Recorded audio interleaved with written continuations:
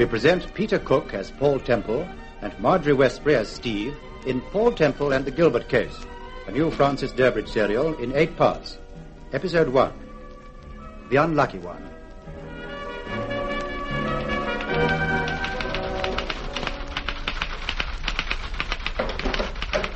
Paul, where did you put that new cream shirt with the collar attached? It's in the wardrobe, dear. I'm sure I've looked there. Well, it was there last night. I distinctly remember putting it Oh, there. Paul, really? What's the matter? You're wearing it. What? By Timothy, so I am.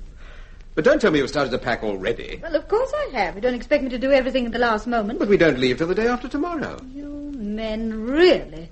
Do you know what I've got to do before we go away? I've got to see about the laundry, cancel the newspapers, phone the grocer. All right, darling, all right. Well, I'm going to be very busy. And I'm busy. Oof, what a morning. The phones never stop ringing. First my publishers, then my agent, then some people called Conway and Races or something. Conway and Races? What? Yes, that's right. Conway and Races. No, perfectly well. That's a shop in Bond Street. Good Lord, yes. They said something about a fitting. Oh. 3 o'clock tomorrow afternoon. 3 o'clock. Now, are you sure? Yes, that's right. 3 o'clock. You really are the limit. Yes, what is it, Charlie? Oh, excuse me, sir. There's a Mr. Sterling who'd like to see you. Mr. Sterling? Yes, sir. Well, who is he, do you know? No, sir. Have you seen him before, Charlie? No, ma'am. What does he look like? Oh, he's quite a gent. Grey hair, walks with a stick. I wouldn't be surprised if he hasn't got a gammy leg. Is that his card? Oh, yes, sir. Sorry. Telland Brothers, Guildford. Mr. Wilfred Sterling, Assistant Sales Director. Telland Brothers, they're the refrigerator people. Yes. Where is he, Charlie? I've put him in the drawing room, sir. All right. Thank you, sir. Wilfred Sterling? You know, that name's familiar, Paul. He probably wants to sell us a fridge. I'll get rid of him. We'll be having lunch early today, darling, just after 12. All right, Steve. Mr. Sterling? Yes. I'm Paul Temple. Oh, good morning, Mr. Temple. You'll probably think it's an impertinence, my calling like this, but I just had to see you. What do you want to see me about? I want to talk to you. Yes, I rather gathered that. Well? Mr. Temple, I don't think Howard Gilbert murdered my daughter. Howard Gilbert? Are you Brenda Sterling's father? Yes. Yeah, but just a minute. I only know what I've read in the newspapers, of course, but Howard Gilbert's already been convicted. Your evidence helped to convict him. Yes, I know it did. Now, look, before you go any further, Mr. Sterling, I'm not connected with Scotland Yard in any way. If you've got any fresh evidence, it's your duty to... No, I haven't. There's nothing new, no further development. It's just that... Yes? It's just that I don't think Howard Gilbert did murder my daughter. Well, he was found guilty, Mr. Sterling, and sentenced to death. Yes, I know. I'm sorry, but I don't quite see why you came here. What did you expect me to do? I don't know. I've made a fool of myself, wasted your time. I'm sorry. No, don't worry about wasting my time. I'm a professional time waster. You ask my wife. No, you must have had a reason for coming here. Don't you think Gilbert had a fair trial? Oh, yes, he did. He did indeed, but... Well, then. Mr. Temple, have you ever had a feeling about something, an indefinable feeling that you just can't explain? Well, I've got that feeling about Howard Gilbert. I don't think he did murder Brenda. Yes. Oh, I know that all the evidence pointed towards it. I know that even my own evidence helped to condemn him. But I still don't think he did it. Won't you sit down for a moment? If you don't mind, I'd rather stand. This leg of mine isn't too good when I'm sitting down. No. Mr. Sterling, tell me, were you fond of your daughter? Well, of course I was. I was very fond of her. Were you pleased when she became engaged to Howard Gilbert? Very. He seemed a steady young fellow. I liked him enormously. Supposing you discovered that this hunch of yours... No, it isn't exactly a hunch. Well, for want of a better word, let's call it a hunch. Supposing you find there is no justification for it... I'm not against capital punishment, if that's what you're thinking. If Howard did murder Brenda, then he's got to pay for it. Tell me what happened exactly the night your daughter was murdered. Howard called for her at about 6 o'clock. He was taking her to the theatre.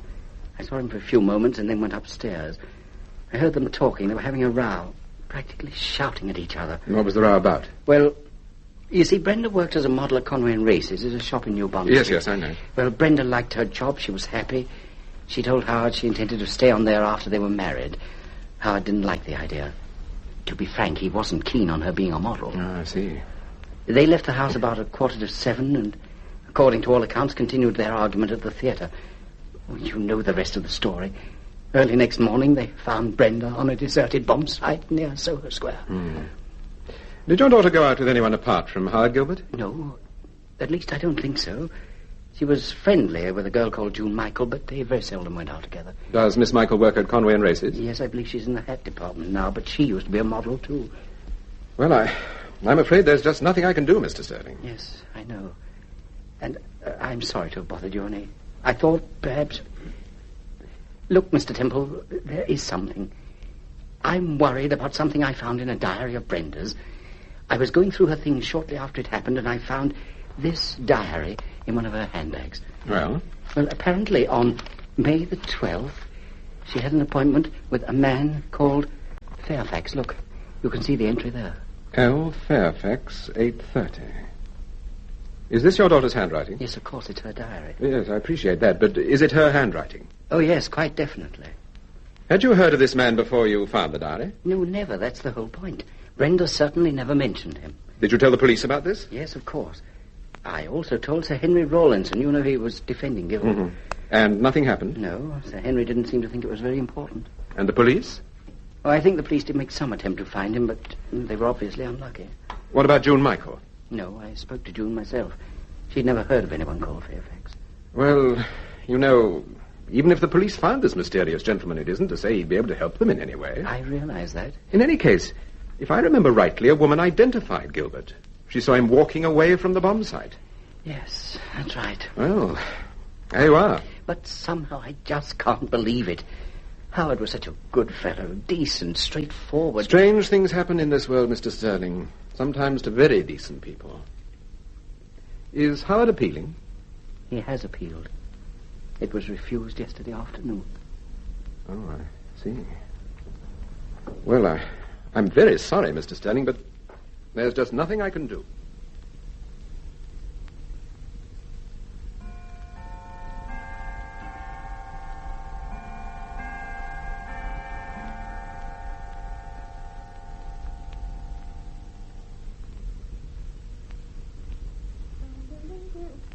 Where's my hairbrush, darling? Under your nose, where it usually is, there. Oh, good heavens, are you in bed already? Mm-hmm.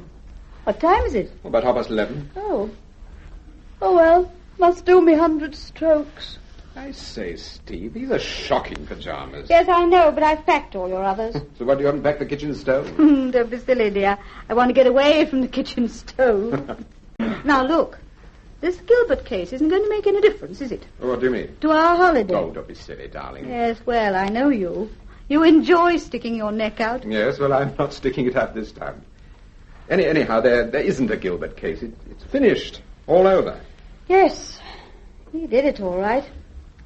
No doubt about it. Did you ever see her, Steve? Who? Brenda Sterling. No, I don't think so. She worked at Conway and Races. She was a model. Yes, I know, but all those lovely creatures look alike to me. I didn't recognize her from the photographs. Oh, dear. I can hardly keep my eyes open.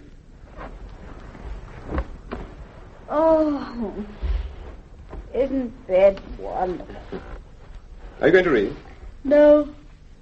Are you? No, I'll switch the light out. No, it's funny. Funny, isn't it? Wilfred Sterling should have come to see you. Well, how do you mean? I mean, if it had been Gilbert's father... Gilbert hasn't got a father. He's an orphan. How do you know? It was in the papers. Oh. Well, I still think it's pretty funny. About Sterling, I mean. After all, it was his daughter who was murdered. Yes, I know, but he doesn't think Gilbert did it. Mm-hmm. Still, I see your point. What did you say now? I said I see your point. What point? Go to sleep. Good night. Good night, dear.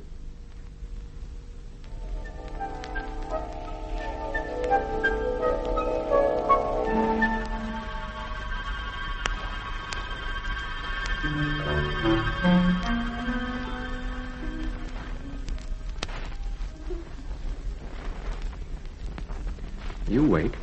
Yes. Do you mind if I switch the light on? No, do.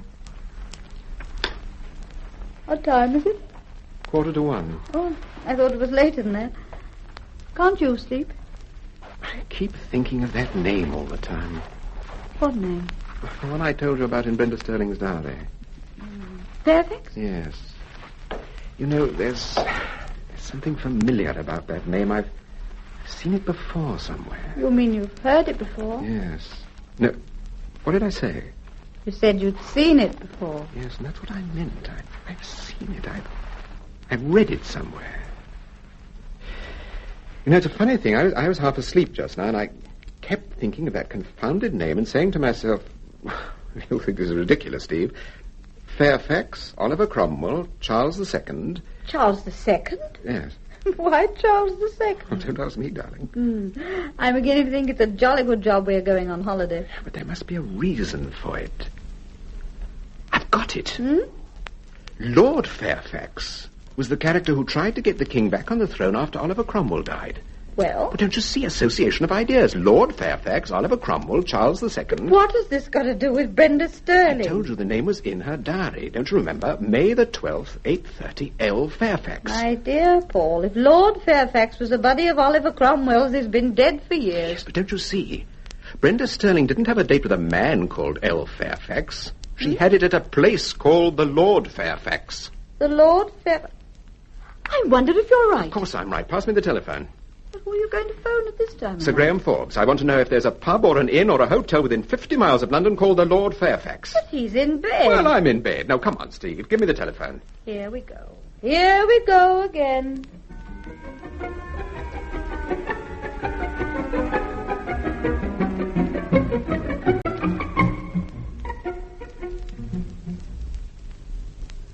I just don't see why you should interest yourself in the Gilbert affair, Temple. The case is closed. It's finished. I told you why I'm interested, Sir Graham. Sterling came to see me. He was obviously upset because Gilbert's appeal had been refused, and he told me about the diary. We know all about the diary, Temple. Really, Inspector? Did you know that Brenda Sterling's appointment was at a place called the Lord Fairfax and not with a person called L. Fairfax? No. This is news to me, Sir Graham. Temple's got a theory, Kingston. He thinks that the L. Fairfax in the diary refers to Lord Fairfax, and it's the name of a place, possibly an inn or a public house. Yes, I suppose that is possible. Well, so far it's only a theory. It hasn't been proved that there is a place called the Lord Fairfax. Are we checking on it, sir? We started checking on it at 1:15 this morning, Inspector. Inspector, were you in charge of the Gilbert case? I was. From the beginning? Yes? Well, I've only heard part of the story. I know they had a row and went to the theatre. I'd like to hear the rest of it.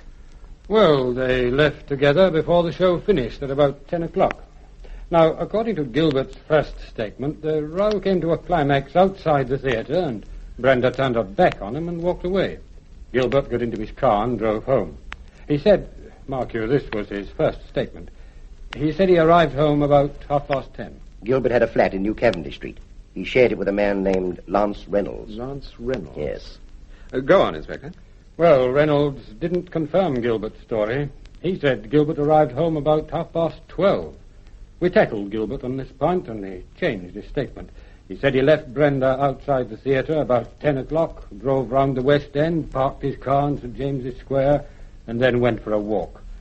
Says he got back to the square about 12:15, picked up his car and drove home. No one saw him or the car. In short, he can't account for his movements between 10 o'clock, when he left the theatre, and 12:30. And we know for a fact it was during that period that the murder was committed. I see. 2 days after the murder, Gilbert sent a suit to be sponged and pressed. I went to see the cleaners and found a handkerchief in one of the pockets. It had blood on it, which eventually we found belonged to the same group as the murdered woman's. Gilbert admitted it was his handkerchief, but couldn't account for the blood. I thought the girl was strangled. She was, but there was a bad scratch down one side of her face. That accounted for the blood. Who discovered the body? A woman called Talbot. She has a flat in Soho Square and was taking a short cut across the bomb site. What time was that? Just after midnight. As she reached the bomb site, a man pushed past her and started running down Greek Street. She gave us a description of the man, and she picked him out at an identity parade. It was Howard Gilbert. I see. I believe you found Gilbert's fingerprints on Miss Sterling's handbag. Yes, we did. There were £5 in the handbag and a gold powder compact. Also, she was wearing a very nice little diamond clip. That clip alone must have been worth quite a bit. Was anything missing? No, nothing. Except her shoe. What do you mean? She was only wearing one shoe on her right foot. The other must have fallen off during the struggle. Oh, I see. Oddly enough, we never found it. Yes, well, thank you, Inspector. I'm grateful to you for giving me all the details. Goodbye, Temple. Next time you telephone, make it after breakfast, will you? All right, Mr. Graham, I remember. I'm sure you'll be pleased with the dress, Mrs. Temple. It really does look awfully good on you. It's not the dress I'm worried about. It's this hat. I can't make up my mind whether I like it or not. Oh, but it's perfect for you. I'm sure your husband will adore it. Well, I hope so. He's paying for it. Oh, hello, Steve. You ready? Yes, sir. I'm just waiting for my dress. They're packing it for me. Good afternoon, Mr. Temple. You remember Miss Wayne, don't you? Oh, yes, of course. How If are you you? excuse me, I'll see if your dress is packed, Mrs. Temple. Thank you. Well, how did you get on at Scotland Yard? Oh, so-so. Did you see Sir Graham? Yes. You look depressed. That wasn't such a good idea of mine after all, Steve. Isn't there a place called the Lord Fairfax? Well, if there is, they haven't found it. Here you are, Mrs. Temple. No, I'll take it. Oh, thank you, Mr. Temple. Miss Wayne, I believe you have a young lady working here called June Michael. Yes, that's right. She's in the hat department. Do you think I could have a word with her? Oh, she's not here today, I'm afraid. Is she ill? No, I don't think so. She was here quite late last night. We were stock taking. Where does she live, do you know? She's got a flat in Plymouth Mansions. It's just off Baker Street. Have you telephoned? The supervisor has, and apparently there's no reply. Well, knowing June, she's probably gone to the races. I understand she was a friend of Brenda Sterling. Yes, I believe they were very close friends. That was a dreadful business, wasn't it? Yes, indeed. Oh, dear, there's the telephone. Excuse me. Goodbye, Mrs. Temple. See you again soon. Yes, of course. So not too soon, I hope. Are we going straight home? Yes. Via Baker Street.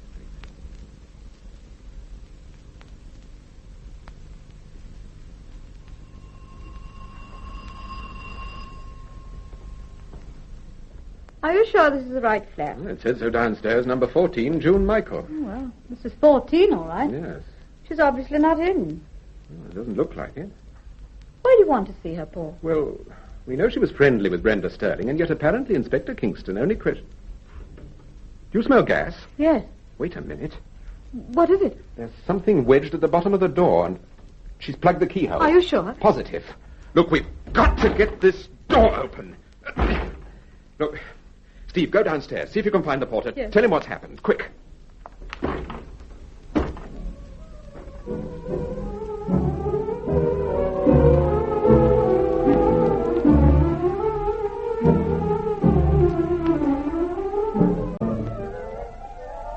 I've got the pass key. Ah. I told the porter to phone the local hospital and get a doctor just in case. Good. Oh. Put your handkerchief over your mouth. Where is she?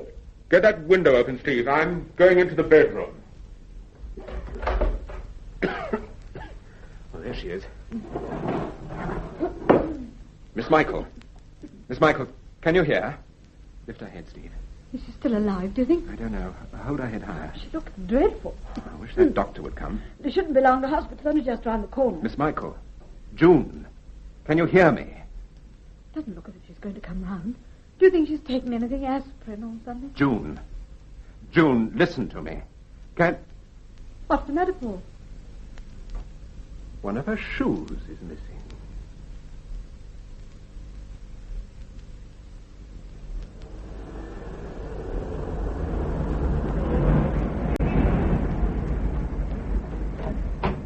I'll hold the parcel. Oh, thank you. Oh, hello, sir. Take this parcel and put it in the dressing room, Charlie. Okie dokie. Yeah, Oh, yes, ma'am. That's better. Any telephone messages? No, sir. Oh, there's a Mr. Reynolds waiting to see you. He's in the drawing room. Asked if he had an appointment. but Reynolds? Yes. How long has he been here? Oh, about quarter of an hour. He insisted on waiting. Couldn't get rid of him. Yes, all right, Charlie. Yes, sir. Who is he, Paul? Do you know? Yes, he's a friend of Howard Gilbert's. They share a flat, or rather they did, in New Cavendish Street. Have you met him? No, but Sir Graham mentioned him this morning. Now, what on earth does he want?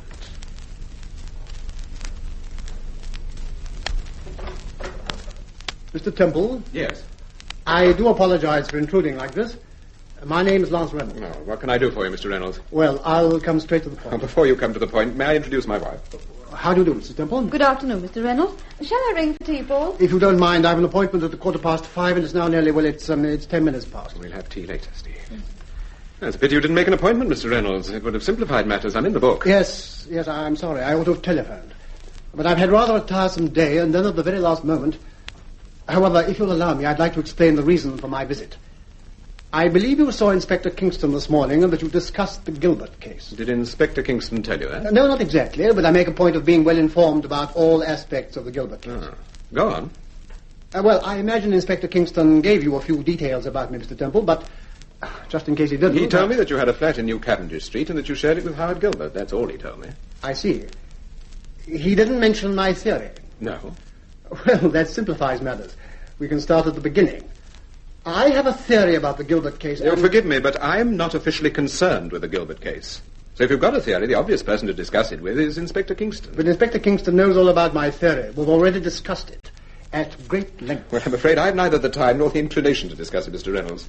To be frank, the only theories I'm interested in are my own. Mr. Temple, you saw Wilfred Sterling last night, didn't you? Yes. Is that why you became interested in the Gilbert case? Partly. He told you about the diary, didn't he? Belonging to his daughter. It had the name Fairfax in it, L. Fairfax. Yes.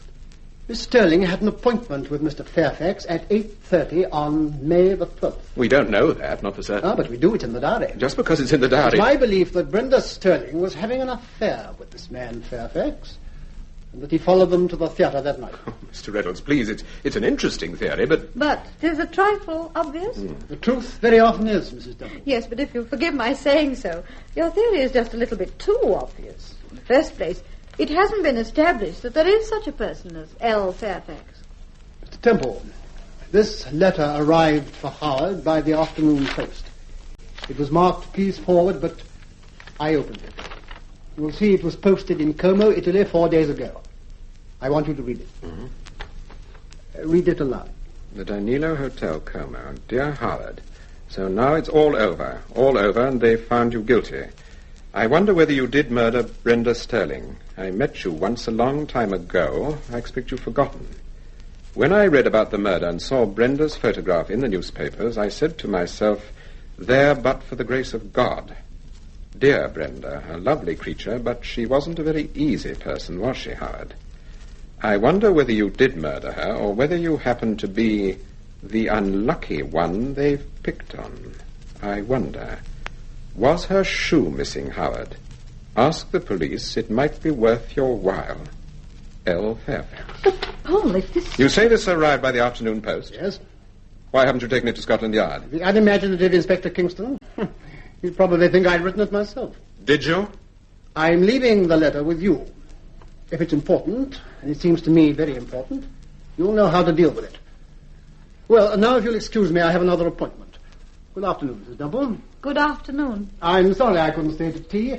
Another time, perhaps. All right, I'll let myself out. Well, what an objectionable man.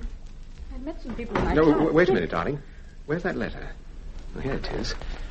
I wonder whether you did murder her, or whether you happen to be the unlucky one they've picked on. They've picked on? Well, he means the police, surely. You think so? Who else could he mean? I don't know. Paul, was her shoe missing? Brenda Sterling's, I mean. Yes. So was June Michaels. Yes. So was June Michaels. Steve, I hate to say this, but would you be terribly disappointed if we postponed the holiday? The way things are going, I shall be terribly surprised if we don't. No. Hello?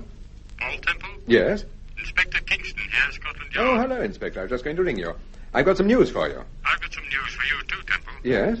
Yes, we've just had a report in from Surrey. Apparently there is an inn called the Lord Fairfax. It's just outside Westerdale. Really? You sound surprised. No, not at all. Well, we've found the place. Now it's up to you. What did you say the village was called? Westerdale. It's about 6 miles from Farnham, near the Hog's Back. Thank you, Inspector. What about that girl, June Michael? I haven't any news, not yet. I'm waiting for the hospital phone. All right, I'll ring you tonight. Goodbye. Goodbye. Steve, ask Charlie to bring the car round.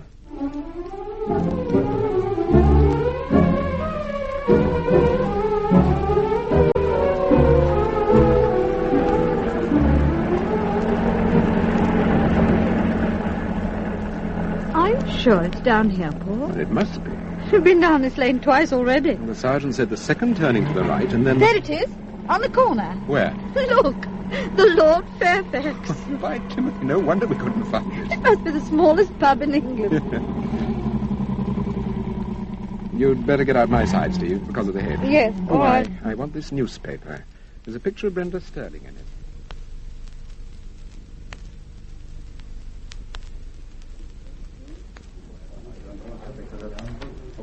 Good evening, sir.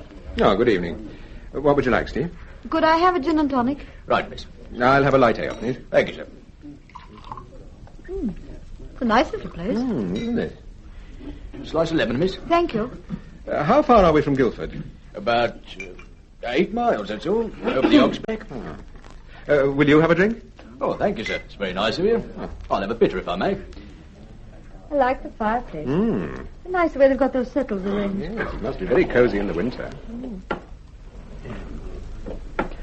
Here we are, sir.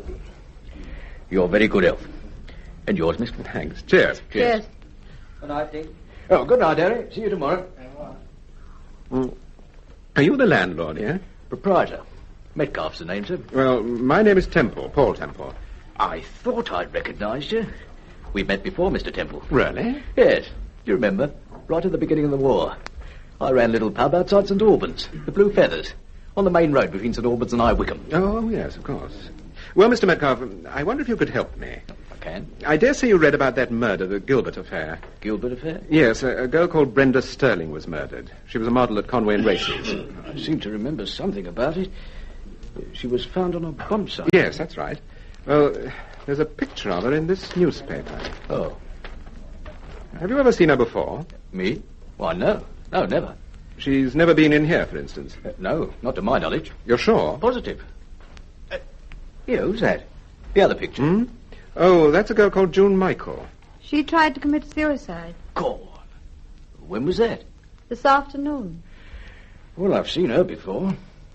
She dropped in here about a month ago now. Remember her well. Good-looking girl. Sat over there in the corner. Had 3 pink chins. Are you sure? Of course I'm sure. Was she alone? What, a girl with her looks? No, there was a fellow with her. Funny chap. Grey hair. Walked with a stick. Looked to me as if he got a bit...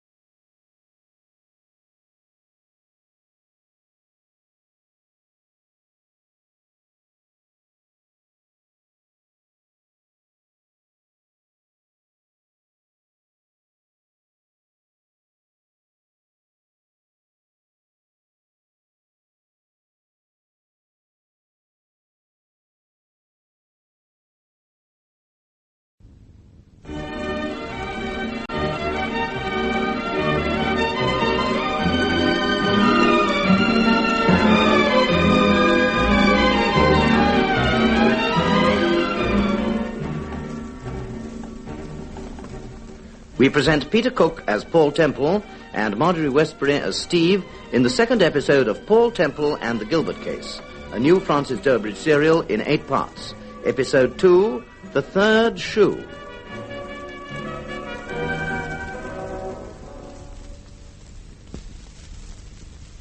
Well, Mr. Metcalfe, I wonder if you could help me. If I can. I dare say you read about that murder, the Gilbert affair. Gilbert affair? Yes, a girl called Brenda Sterling was murdered. She was a model at Conway and Races. I seem to remember something about it. She was found on a bomb site. Yes, that's right. There's a picture of her in this newspaper. Oh. Have you ever seen her before? Me? Why, no. No, never. She's never been in here, for instance? No, not to my knowledge. You're sure? Positive. Here. Who's that? The other picture. Oh, that's a girl called June Michael. She tried to commit suicide. Go on. When was that? This afternoon. Well, I've seen her before. She dropped into the pub here about a month ago now. Remember her well. Good-looking girl.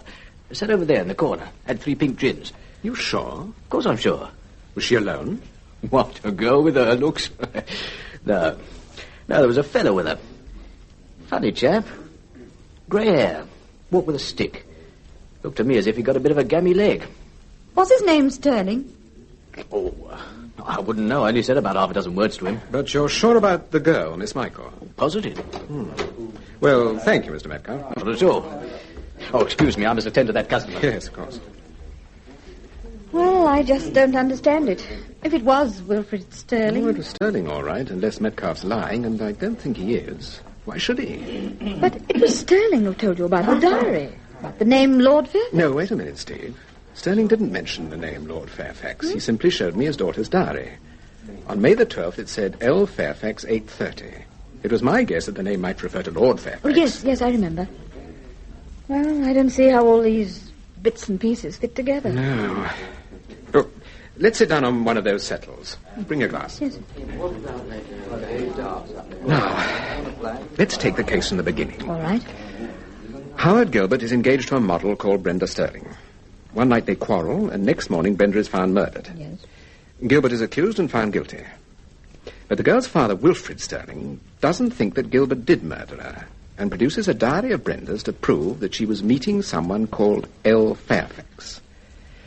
But no one seems to have heard of Fairfax. Yes, and then you hit upon the idea that possibly the name in the diary referred to an inn or a public house. Exactly.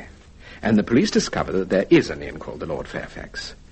We come to it and find that Sterling has previously been here with a friend of Brenda's called June Michael.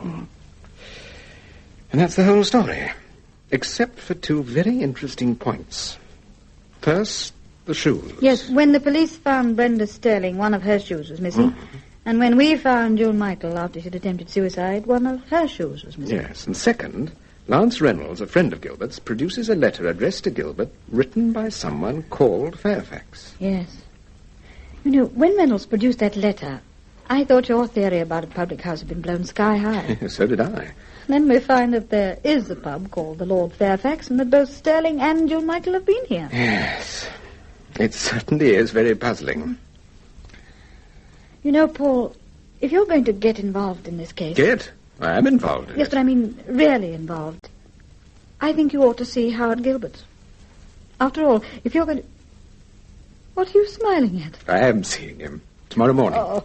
Do you want to come? Oh, no. No, thank you. I've been in lots of places, but not Penton. I thought you'd say that. Well, come on. Let's go back to town.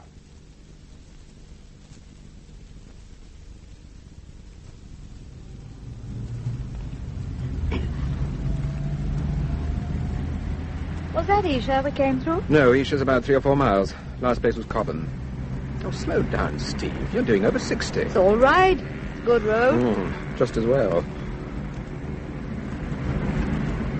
What time are you seeing Gilbert tomorrow morning? 10:30. Is Sir Graham going with you? I hope not, although he found the governor of the prison and made the arrangements. I want to see Gilbert on his own, if possible. Paul, about that letter that was supposed to have been written by Fairfax. Yeah? You remember what it said? I wonder whether you did murder her or whether... You happen to be the unlucky one they've picked on. Yes. Well, if the they doesn't refer to the police, then obviously it must... Brake, Steve, brake. I can't see where I'm going. It's all right, darling. I've got the handbrake. Lord, it's made a mess of the windscreen, all right. I can't see a thing. Switch the engine off. Yes, sir. Now, I'll have a look. Was it a stone? I don't know what it was. Did you see anybody by the side of the road? No, I didn't. Paul, this has happened before on this road. What do you mean? Several people have had their windscreen smashed. Don't you remember reading about it? Yes, of course. We're between Isha and Cobham. Yes. This is the mysterious mile, or whatever they call it. Oh, well, we are not the only ones anyway. No. I thought at first... What? Oh, nothing. Oh, move over, Steve. I'll drive. Well, look, you won't be able to see, you know. Hmm? Oh. I shall now. Yes. Why don't you sit in the back? It won't be so drafty. No, I'm all right, if you don't drive too fast. Steve, what did you think it was? At first, I mean. The same as you, Mr. Temple. A bullet.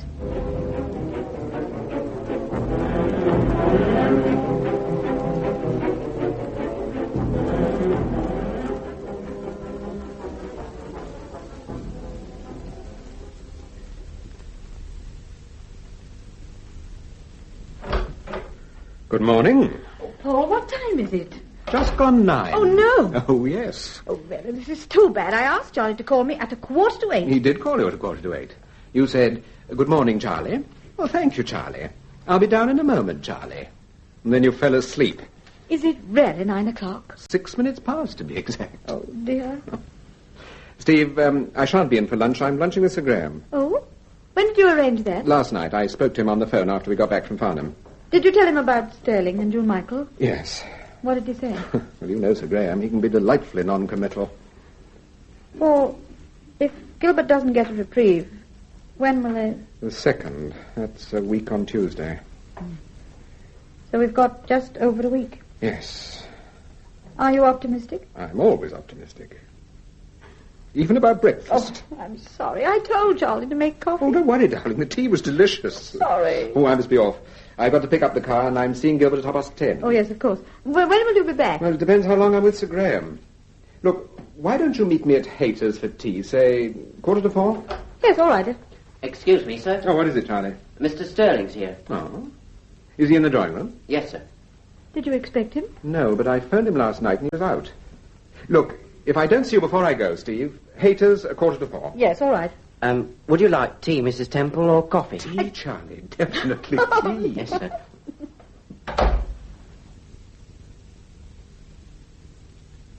Good morning, Mr. Sterling. Good morning, Mr. Temple. I'm sorry I was out when you telephoned last night. Oh, that's all right. I just slipped down to the hospital.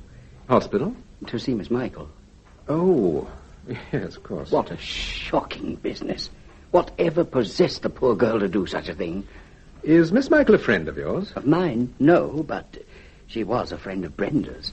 I told you about her. She worked at Conway and Race. Yes, I know she was a friend of your daughter's, but I wondered if she was a friend of yours, too, by any chance. No, I think I've only seen her half a dozen times. Then why did you go to the hospital? I wanted to talk to her. Oh. Did you talk to her? No, they wouldn't let me see her. They said she was still unconscious. What exactly was it you wanted to talk about? I wanted to know why she tried to commit suicide. She was such a lively, high-spirited girl. I'm sure there must have been a reason, a very good reason, for doing what she did. There usually is a reason. I don't think you understand. Oh, I understand perfectly. You think that Miss Michael's attempted suicide was connected in some way with the murder? Yes, that's exactly what I think. Well, if it's any consolation to you, that's my opinion too, Mr. Sterling. Is that why you telephoned me last night? No, I wanted to ask you a question. Oh? You showed me a diary belonging to your daughter. It had the name L. Fairfax in it. Yes. You said you'd never heard the name before. That's right, I hadn't. Does the name Lord Fairfax mean anything to you? Lord Fairfax? No. You've never been to a public house called the Lord Fairfax? Not that I know of. Well, I'm practically a teetotaler, so it's not very likely. Is Miss Michael a teetotaler? June? Well, I really don't know. I've never been in her company long enough to... No, as a matter of fact, she isn't. You sure? Yes, I've just remembered. We had a drink together one night about a month ago. It was while the trial was on. I wanted to talk to June, and I telephoned her. She said she was taking her dress out to Farnham, and I arranged to meet her there. At Farnham? Well, you see, I work at Guildford, so it was quite easy for me to get to Farnham. Ah. Go on. Yeah, well, we called at a hotel, the White Swan. Is that where you had the drink? No, that was on the way home. It was June's idea. We're both feeling rather depressed, and she said a drink would do us good. Well, we stopped at some pub or other. I can't remember the name. It was called the Lord Fairfax. Lord Fairfax? Yes. You sure? Quite sure. I take it you didn't notice the name? No. No, I'm afraid I didn't. Well, I'd no reason to notice it. Had Miss Michael been there before? Well, she didn't say, but I think she must have, because it was right off the main road, and she found it so easily. I remember thinking at the time it was an awfully difficult place to find if you'd never been there before. I see. Excuse me. Certainly. Hello? Yes, speaking. Yes, certainly. Oh, good morning, Sir Graham. Yes, I'm seeing him at 10:30. That's right. Yes, I will, of course. Oh, I was just going to ask you... Oh. Oh, I see. Yeah. Well, thank you for ringing. Goodbye. Mr. Temple. Yeah? Am I to understand that you think the name L. Fairfax, the name in Brenda's diary, referred to the place where June and I stopped for a drink that night? I think it's a possibility.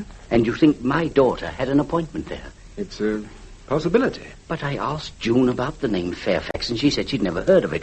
Remember, I told you that. Yes, I remember. You know, it's my opinion June knows a great deal more about this affair than anyone else. I've got to talk to her before it's too late. It's already too late. What? June Michael died this morning.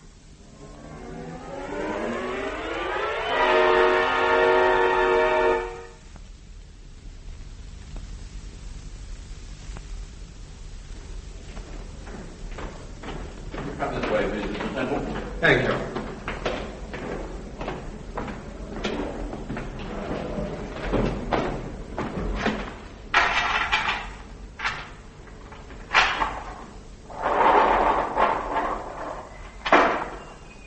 How is Gilbert? Well, he's behaving rather well, sir, considering. He's been doing a lot of reading. Funny enough, we don't get a lot of trouble with him, you know. Not at this stage. Excuse me, sir. Yeah.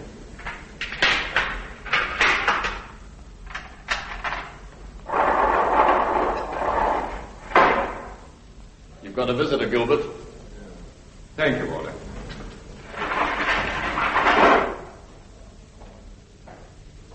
Well?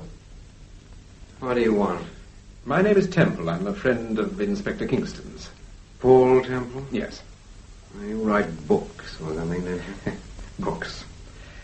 May I sit down? Yes, if you want to. Gilbert, I have a contract for 2 novels and a collection of short stories. Well? I'm only trying to impress you with the fact that I didn't come here to waste my time. I'm a busy man. All right, I'm impressed. Now what happens? Did you murder Brenda Sterling? You certainly are a busy man. You haven't even read the newspapers. Of course I murdered Brenda. We went to the theatre one night. We had a row, I lost my temper, I took her onto a bomb site and strangled her. It was all quite simple. Nothing complicated. A woman called Mrs. Talbot saw me do it. At least she saw me running away. Just in case there's any doubt in your mind. I had an alibi and they found blood on my handkerchief. The right kind of blood. Oh, and I made 2 statements. Both highly contradictory. Did you steal her shoe? What? I said, did you steal her shoe? Oh, yes, of course. I remember one of her shoes was missing. That's right. Did you steal it? Oh, but of course. Why? Well, one doesn't commit a murder every day. It was an occasion. I took the shoe as a memento.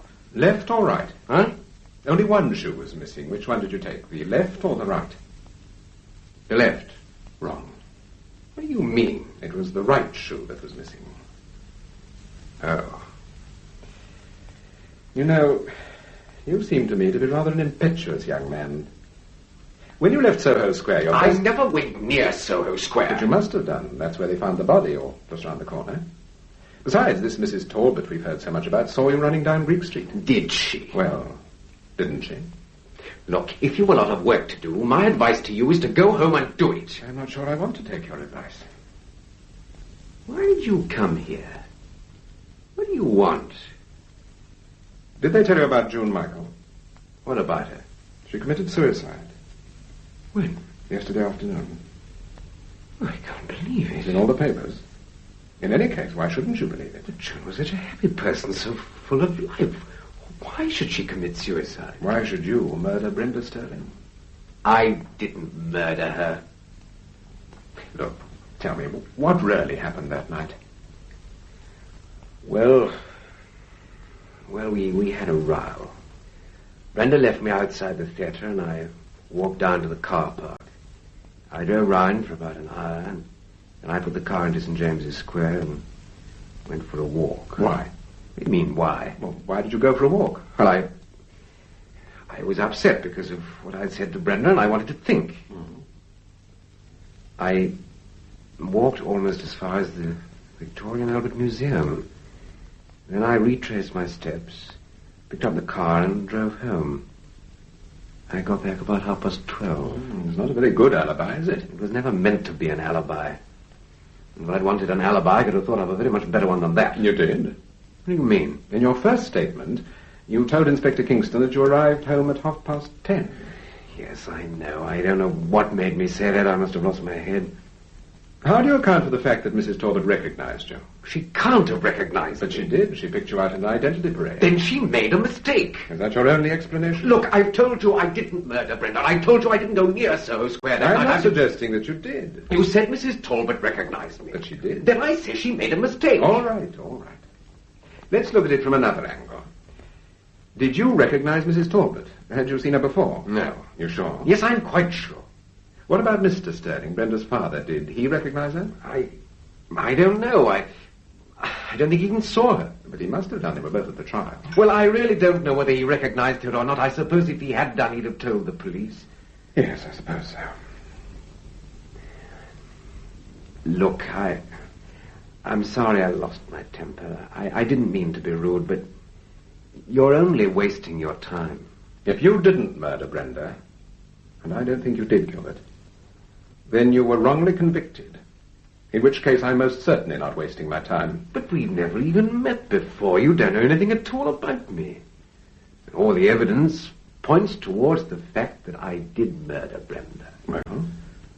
And why are you so sure that I didn't? Did you steal the shoe? No. Then who did? I don't know. Did you ever go to a public house called the Lord Fairfax? No. Have you heard of it? I don't think so. Have you ever heard of a person called Fairfax? L. Fairfax? No. Oh, wait a minute. Mr. Sterling mentioned someone called Fairfax. I believe he came across the name in a diary belonging to Brenda. That's right.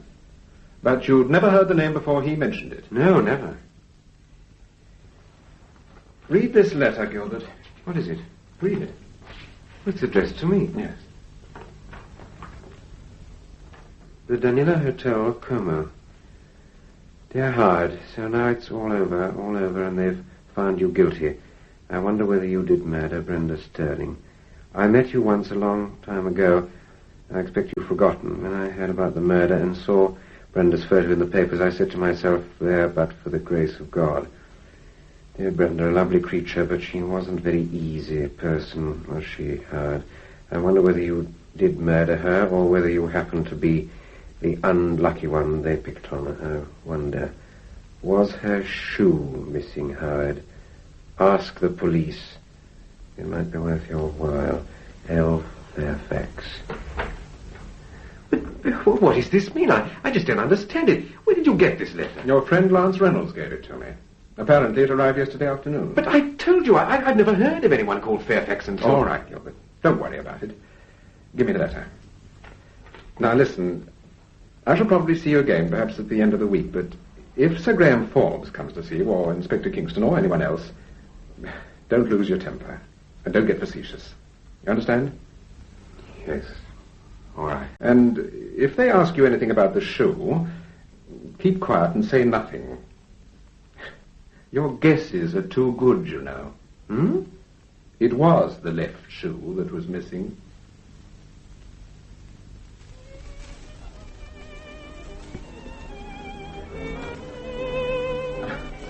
So sorry I'm late, dear. Late? It is nearly 5 o'clock. Yes, I know. I'm awfully sorry, Steve, but... I should think. Oh, what a day. Did you see Gilbert? Yes. Well? He's a strange fellow. He's got a chip on his shoulder. It's not exactly surprising. But he didn't do it, Steve. I'm convinced he didn't. Would you like some tea? No, there isn't time. Come on. But where are we going? I want to talk to a woman called Mrs. Talbot. Mrs. Talbot? Gilbert's supposed to have bumped into her soon after it happened. Oh, yes, of course. She identified him. That's right. But why do you want to see her? Because I've got a shrewd suspicion that she was lying. I don't think she did see Gilbert. But, darling, she identified him. She picked him out of several people. Yes. Where does she live? Soho Square. I've got the address. Have you paid for the tea? Yes, I have. Paul, I had lunch on my own today at the Buttery. Yeah? And just as I was finishing, Miss Wayne came in. Miss Wayne? You remember? She's a buyer at Conway and Races. You were talking to her yesterday afternoon. You asked her about June Michael. Oh, yes, of course. Well, I don't know whether she saw me or not. If she did, she didn't take any notice. Anyway, she sat at a corner table, and after a few minutes, she was joined by someone else. Well, go on. It was Lance Reynolds. Reynolds? Yes. You sure? Oh, I couldn't mistake Reynolds. Even if I hadn't seen him, I'd have recognized his voice. Reynolds and Miss Wayne. I thought you'd be interested, Mr. Temple.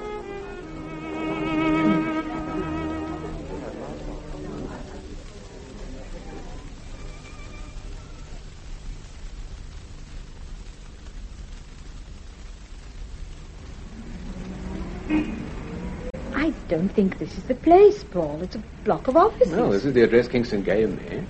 But wait a minute. Yes, this is it. They're not all offices. There are one or two flats. Here we are, Mrs. Talbot. It's over here on the ground floor. I shouldn't care to live in here. It isn't exactly clean. Oh, the bell's not working. That doesn't surprise me. The door's open. Mrs. Talbot?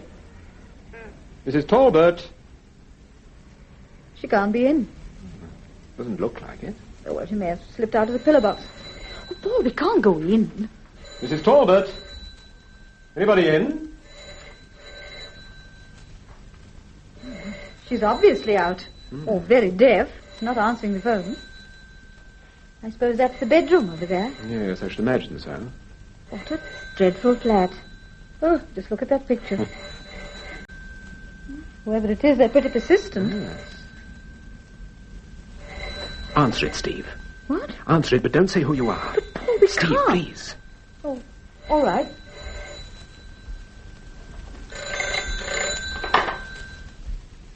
Hello? Is that Gerardo 456? Yes. Who is that?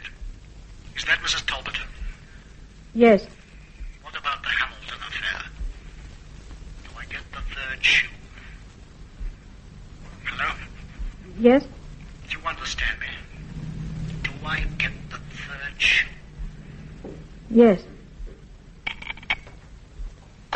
What happened? Paul, it was Reynolds.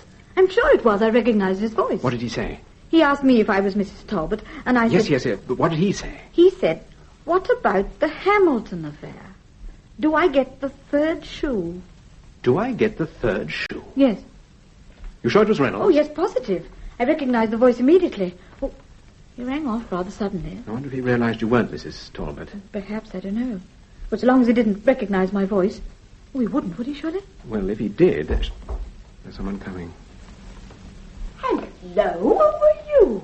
What's going on here? Mrs. Talbot? Yes, what's the idea? Did you just walk in here? No, the door was open, Mrs. Talbot. Yeah, I know the door was open. I left it open. I've been upstairs to borrow a lipstick. Now, look here, what's the idea of walking in here like I this? apologize, Mrs. Talbot, but we did ring the bell, and when there was no reply... You just walked in. Well, you can just walk out, both of you. Now, go on, get out. Go on, before I send for the police. Look, my name is Temple. I'm a friend of Inspector Kingston's. Oh. This is my wife. How do you do, Mrs. Talbot? What do you want? Well, we wanted to have a little chat. Oh, I see. So you just dropped in for a cosy little chat. Well, you're unlucky, both of you. I'm just off. It won't take long, 3 or 4 minutes. I'm due at the cafe at 5:30, and I'm late already. Oh, all right. Another time, perhaps. And once again, we apologize, Mrs. Talbot. Come on, Steve. Just a minute. Hmm? What is it you want to talk about, anyway? The Gilbert case? Yes. Oh, I thought so. Howard Gilbert. Lord, am I sick and tired of that name? Well, you were an important witness in the Gilbert case, Mrs. Talbot. Yeah, I certainly was. I was the only witness. Where do you work? In Greek Street? Yes, at Farnalio's. Were you coming back from Farnalio's the night you saw Gilbert? Yes. It was about 12:30. Are you asking me or telling me? I'm asking you. Yes, it was about 12:30. I saw him running off the bomb site. He bumped into me. You're sure it was Gilbert? Well, of course I'm sure. What was he wearing? Do you remember? No, I don't remember. Now, look, I've been through all this rigmarole before. I saw Gilbert, I told the police about it, and I picked him out. Now, what more do you want? Yes, you've been very cooperative. Well, then, for heaven's sake, leave me alone. You must have a very good memory for faces, Mrs. Talbot. Unless, of course, you'd seen him before. What do you mean? My wife means, had you seen Gilbert before he bumped into you that night? No, of course I hadn't.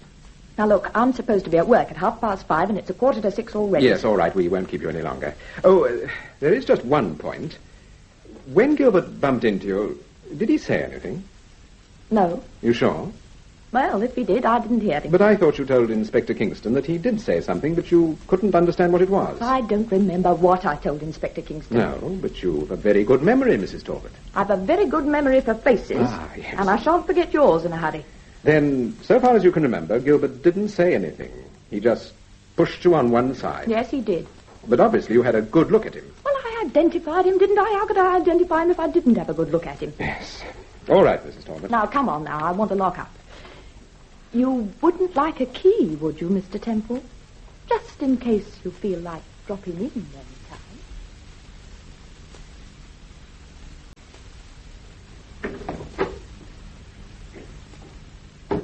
Oh, hello, sir. Hello, Charlie. Shall I take those parcels, Mrs. Temple? Yes, please. Put them in the kitchen for the time being. Okie doke. Please. Yes, ma'am. Oh, and there's an Inspector Kingston here, sir. He's in the drawing room. Oh, come on, Steve.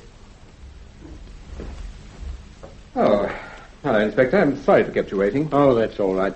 Good evening, Mrs. Temple. Good evening, Inspector. You look worried, Kingston. Yes, I am worried. Very worried. Why? What's happened? Well, early this afternoon we had a report Paul, that... won't the Inspector have a drink? Oh, yes, of course. I'm sorry, Kingston. Would you like a whiskey and soda? At this moment, I'd give my pension for a whiskey and soda. You do seem to be in a bad way. All right, Paul, I'll do it. One for me, too, dear. Inspector, before you tell me what happened this afternoon, I think you ought to know what I've been up to.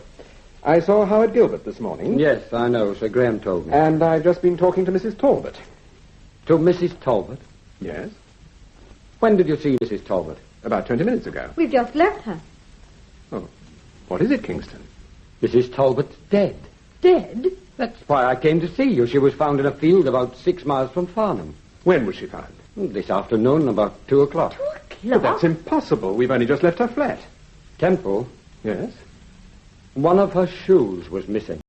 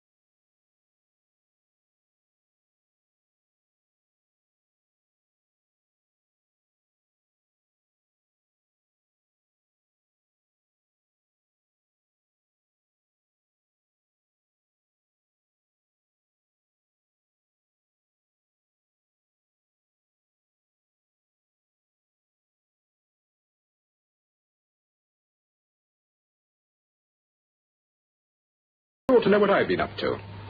I saw Howard Gilbert this morning. Yes, I know. Sir Graham told me. And I've just been talking to Mrs. Talbot. To Mrs. Talbot?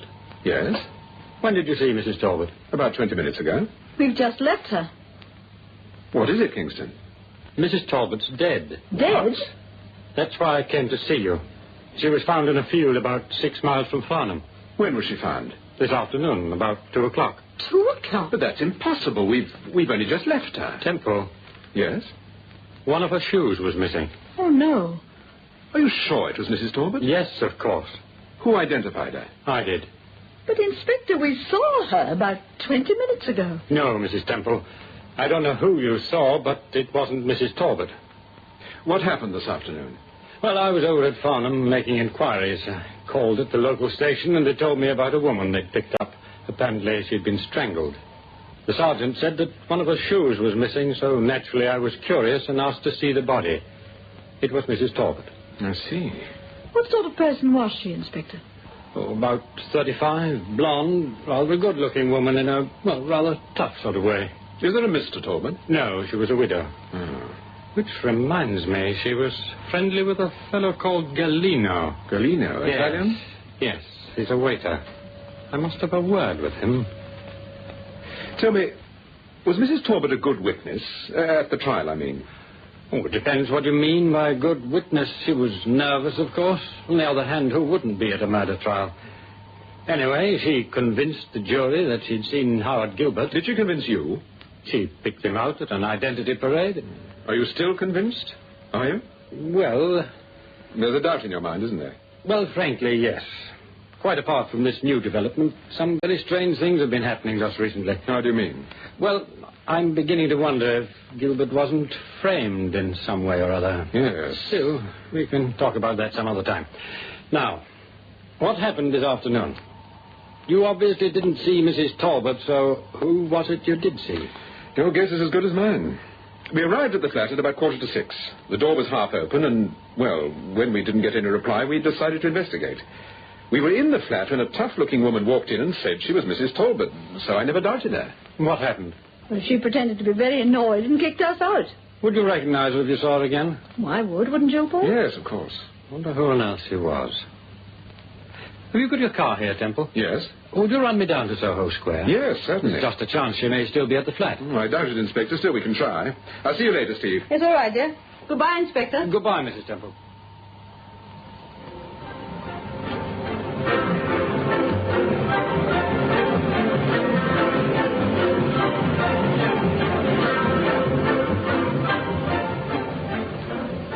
Well, whoever she was, we don't have to ask why she came here. Just look at this room. Right, Timothy, she certainly turned the place upside down. Just look at it. The bedroom's even worse. Clothes all over the place. I wonder if she found what she was looking for. You can see what happened. She was probably in here when we arrived. She went out through the kitchen there and down the fire escape. Then she hit on the idea of pretending to be Mrs. Talbot and came back. Through the front door? Exactly. Was the flat fairly tidy when you came in? I wouldn't call it tidy, but it certainly wasn't anything like this. She obviously searched the place immediately we left. Yes. Of course, we can't tell if there's anything missing. No. Kingston, do you know a man called Lance Reynolds? Yes, of course. I told you about him. He shared a flat with Howard Gilbert. Yes, that's a fellow. Well? I'm rather interested in Reynolds, Inspector. Oh? Do you know anything about him? Well, he's about 47, a bachelor, rather fond of the ladies. Very interested in photography, travels abroad quite a lot. And that's about all. Oh, and he has a theory about the Gilbert case. Yes, he told me about that. What does he do exactly, for a living, I mean? Oh, I don't think he does anything. He doesn't have to. He has a private income. Frankly, the fellow's a bore. Keep him at a distance, Templar. He'll make a nuisance of himself. Yes. But what made you think of Reynolds? Well, when we were here earlier this evening, the phone rang. My wife answered it and said she was Mrs. Talbot. And the man on the other end, who sounded remarkably like Reynolds, said, "What about the Hamilton affair? Do I get the third shoe?" Do I get the third shoe? Yes. What on earth did he mean? I don't know. What about the Hamilton affair? Does the name Hamilton convey anything to you? No, nothing. Are you sure it was Reynolds on the telephone? Well, my wife's not usually mistaken about a voice. Oh, somebody coming. Mary, it's Peter. Where are you? Oh, what's happened? What are you doing here? I'm Detective Inspector Kingston. This is Mr. Temple. Are you Peter Galino? Yes? What's happened? Where's Mary? Mrs. Talbot isn't here at the moment. Then where is she? She's usually here at... Has there been a burglary? Yes. When? Early this evening. But where was Mrs. Talbot? Had you an appointment with her? Yes, I said I'd drop in about 7. I usually do on a Thursday. Has something happened to Mary? When did you last see Mrs. Talbot? Last night. We had supper together. What time was that? Oh, late. About 12:30. Where did you have it? At my place. I've got a couple of rooms in Merrill Street, near Euston. Look, Inspector, if something's happened, please tell me. Can you account for your movements between 11 o'clock this morning and 4 o'clock this afternoon? Yes, I think so. Well? Well, I went to work just after 10. I'm a waiter at Leonardo's restaurant. I stayed there until about 5:15. I see. What is it? What's happened? Mrs. Talbot's dead. Dead? Was she murdered? Yes. I see. You don't sound very surprised. No, I'm not. I knew this would happen. I told her something would happen. Oh, Mary, why didn't you listen to me? How well did you know her? Well, when I first arrived in this country about 6 months ago, I had no friends and very little money. I was lonely and very miserable. One afternoon, I went into a reference library on the Tottenham Court Road. I'd been walking about all day, and I just didn't know what to do with myself. Mary, Mrs. Talbot, was in the library. We got talking. She invited me back here to tea. After that, we became very good friends. Why did you think Mrs. Talbot would be murdered? She was mixed up in something. Mixed up in what? I don't know what it was. She never told me. But ever since the Gilbert case, she seemed frightened of something. It was almost as if she were being blackmailed by someone. Were you blackmailing her, Galeno? Me? Oh, no, of course not. Did she ever give you any money? Yes. When? About a week ago. I was hard up. I borrowed £10. I see. That's why I came here tonight. I wanted to repay it. Galeno, have you heard of a man called Hamilton? Hamilton? No. Mrs. Talbot never mentioned him? No. She wouldn't. Even if he was a friend of hers, it's doubtful if she would have mentioned him to me. You say you've been over here 6 months? Yes. You speak very good English? I learned English at home in Bologna. I see. You're here on a permit? Yes, a temporary permit. I just applied for a renewal. All right, Galeno. Report to my office at Scotland Yard tomorrow morning, 9 o'clock. Why do you want to see me tomorrow morning? You're a close friend of Mrs. Talbot's. There are a great many questions which you want to ask her. I told you all I know. There's nothing else I can tell you. But you hadn't told us anything. You simply said you met her in the reference library and you became very good friends. If you became very good friends, then obviously you must know a great deal about her. Who she mixed with, where she used to go. No, you don't understand. I was fond of Mary, very fond of her, but we didn't see a great deal of each other, and I was frightened. I knew she was mixed up in something, and I didn't want to get involved. How did you know she was mixed up in something? Well? Oh, it's difficult to explain. There were times when she just disappeared. For days, a week even. Then when we met, she wouldn't tell me where she'd been or who she'd been with. Did she ever talk to you about Howard Gilbert? No, she wouldn't talk about him. I used to ask her about Gilbert, especially when the trial was on. Why? I was worried because... Because what? Go on, Galeno. Why were you worried? Because the night she said she saw Gilbert, she was with me. With you? Yes. She came straight to my place from the restaurant, and she didn't leave until after 1 o'clock. When I spoke to her about it, she said it was 11:30, but it was later, very much later. But, Inspector, I understood Mrs. Talbot worked at a restaurant in Greek Street. She did. Well, either you or Sir Graham told me that on the night of the murder, she left the restaurant about 10 minutes before she bumped into Gilbert.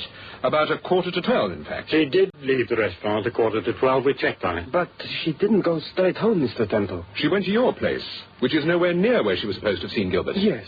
And you say it was after 1 when she left? Yes. In other words, she didn't bump into Howard Gilbert that night. She didn't even see him, in fact. Well, I think Galeno ought to make a statement, Inspector. And the sooner, the better. Come to my office tomorrow morning at Scotland Yard, 9 o'clock. Yes, sir. 9 o'clock.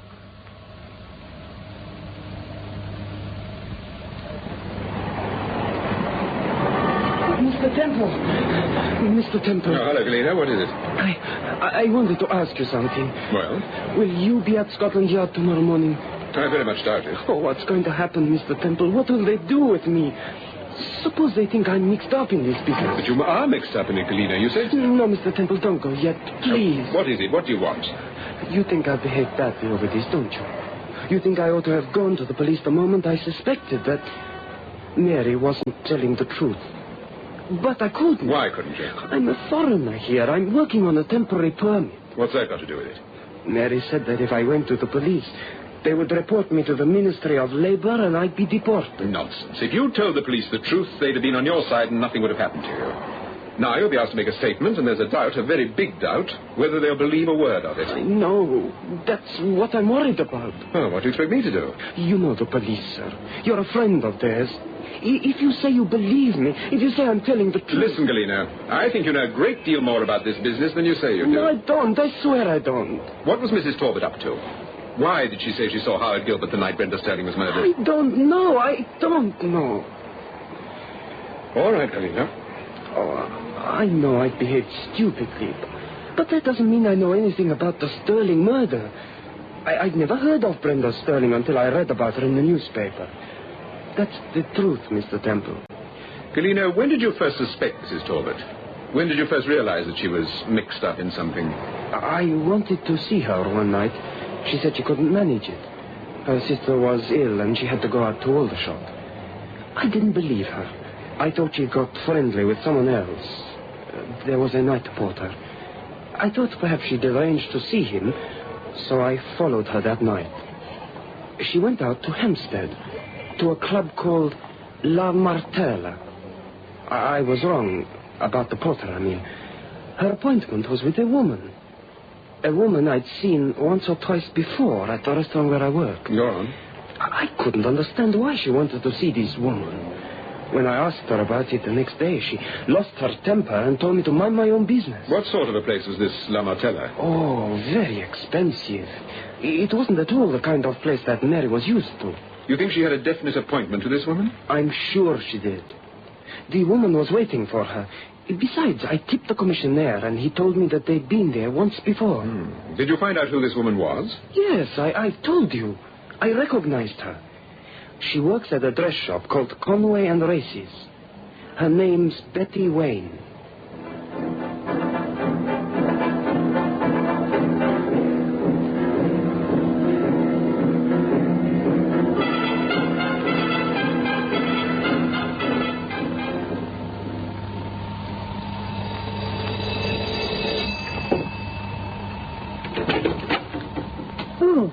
Good evening, Mr. Reynolds. Good evening, Mrs. Temple. Is your husband in? No, but I'm expecting him back at any moment. Would you like to come in and wait? I have another appointment at 7:30.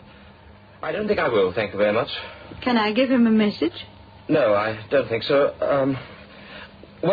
I thought he might be interested to know that my flat has been burgled. Oh? Yes. Someone apparently impersonated me over the telephone and told my housekeeper to leave the key under the mat. Stupid woman thought it was me and did as she was told. How very unfortunate. When did this happen? This afternoon. When I got back this evening, the whole place was completely upside down. Oddly enough, they seem to have concentrated on Howard Gilbert's room. That's why I thought Mr. Temple ought to know about it. Well, I'll tell him, Mr. Reynolds, but I think perhaps you ought to see him yourself in view of what's happened. Yes, perhaps I ought to. I don't think he'll be very long. No, I don't think I'll wait, Mrs. Temple. I'll try and telephone later tonight. Yes, all right. Have you lost much? No, they appear to have taken hardly anything. I have a theory that... I'll discuss that with your husband. I'm sorry to have disturbed you. Not at all. We saw one another at lunch, didn't we? Yes. You know, I wasn't sure at first if it was you or not. It was. Miss Wayne's an old friend of mine. I gather you know each other. Slightly. Well, I'll telephone later. Good night, Mrs. Temple. Good night, Mr. Reynolds. When did Reynolds call? You've only just missed him. Well, he certainly told you an interesting story. I don't believe him, Paul. You think he made it up about the man phoning and the flat being burgled? Well, I'm sure he did. He was simply trying to cover up that phone call to Mrs. Talbot. You mean he knew that you'd recognized his voice and he was hoping to convince you that it was an impersonation? Yes. You don't think he was impersonated, Steve? Look, dear, that was Reynolds on the telephone. I'm sure of it. I recognized his voice the moment he spoke. He must have recognized yours. Yes. Did you tell Inspector Kingston about the call? Yes, I did. What did he say? Oh, he seemed interested. He's rather a curious man, isn't he, Paul? I can't quite make him out. Kingston? Yes. Why do you say that? I don't know. I don't care for him terribly. I think he's a bit of a bully. Yes, I think he is, rather. Don't tell me you suspect Kingston. Oh, no, of course not, but... Well, I don't know. That good old intuition there, Steve. Paul, will Galino's statement make any difference to Howard Gilbert? I wouldn't like to say. I expect the Home Secretary will consider it, but just how much importance he'll attach to it remains to be seen. But so many things have happened since Gilbert was arrested. June Michael committed suicide. Mrs. Talbot was murdered. Yes, I know, but they don't prove that Howard Gilbert didn't murder Brenda Sterling. But surely whoever murdered Brenda Sterling also murdered Mrs. Talbot, and it couldn't have been Gilbert. That's what I think, Steve, but I'm not the Home Secretary. Galino's statement may make a difference. We shall just have to wait and see. Supposing it doesn't? What do you mean? Will you still go on with the case? Yes, of course. I'm not only interested in Howard Gilbert, I'm interested in the case generally. Steve, I know you disagree with me, but I think there's a chance, an outside chance, that Reynolds was telling the truth. Oh, well, of course, there's always an outside chance. No, look, Steve. I know you're convinced it was Reynolds who phoned Mrs. Talbot, and I think you're right, but supposing it wasn't? Well, if it wasn't, then it was someone with a voice exactly like Reynolds, or someone who impersonated him. Yes, and they might do it again. They might impersonate someone else. What are you getting at? I don't want to frighten you, Steve, but we're up against a pretty ruthless individual. Well? Obviously, he knows I'm interested in the case. Are you worried about me? Yes, of course I'm worried about you. First Brenda Sterling, then Mrs. Talbot. Oh, don't be silly, dear. I can look after myself. Famous last words. No, Steve, listen, I'm serious. If ever I phone you and ask you to meet me somewhere, I want you to say, "Where's Charlie fishing?" Where's Charlie fishing? Yes, and I'll reply, "In the Thames." If I don't say in the Thames, don't meet me. It doesn't matter whether you're convinced it's me or not. Don't meet me, Steve. All right, Paul. I say, "Where's Charlie fishing?" and you say, "In the Thames." Yes, that's right. Oh, darling, I think you're very sweet. And clever, too. All right, Mr. Temple, all right. No, but Steve, I'm serious. Yes, I know, dear. Don't worry. I will remember. Well, mind you do. Paul, this Italian fellow, Galino, he told you that Betty Wayne met Mrs. Talbot at a club called La Martella. Yes. But what would a woman like Mrs. Talbot want with Miss Wayne? Miss Wayne, she's a smart, sophisticated type. Well, you know, you've met her. I can understand her being friends with Reynolds, but Mrs. Talbot, it's very hard to believe. No, Galino didn't say they were friends. He simply said they'd met.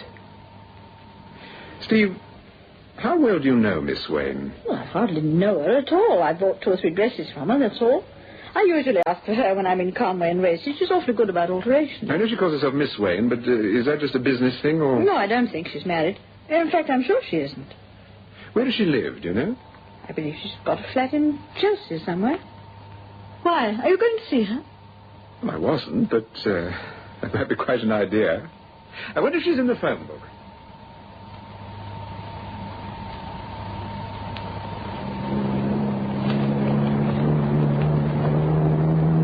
Just past 206. What was the address in the phone book? 412, Reigate House.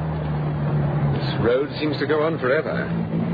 312, that's on the other side. Oh, I don't think we shall ever find it. You should have telephoned her. Wait a minute. 382. That's better. Well, let's park the car here and walk down the road.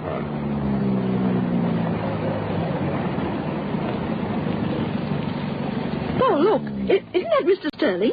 Where? On the other side. Quickly, he's just going round the corner. Oh, the man with the stick. Yes. Yes, do you know, I think it is. Yes, that's Sterling, all right. That's curious, isn't it? Yes. I wonder if he's just left Miss Wayne. Yes, that's what I was thinking. I'll bet a fiver that's Reigate House on the corner. Come on, Steve, let's cross over.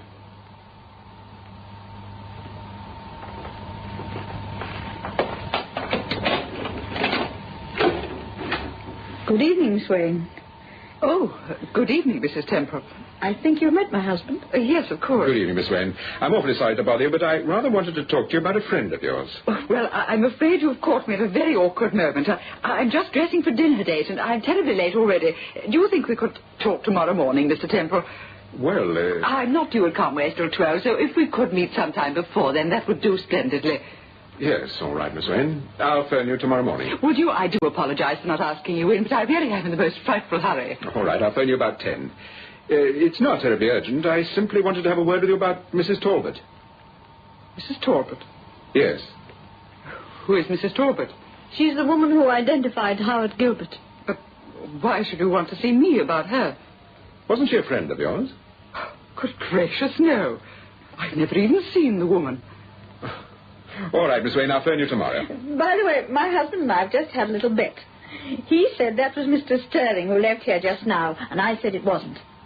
Mr. Sterling? Yes, I'm sure I saw him leave just as we arrived. You mean Brenda Sterling's father? Yes. I'm afraid Mrs. Temple is right. You didn't see him leave here. There you are. I could have sworn it was Wilfred Sterling. I'm beginning to think you imagine things, Mr. Temple. No wonder you write novels. Well, give me a ring tomorrow morning. All right. Goodbye, Mrs. Temple. Goodbye.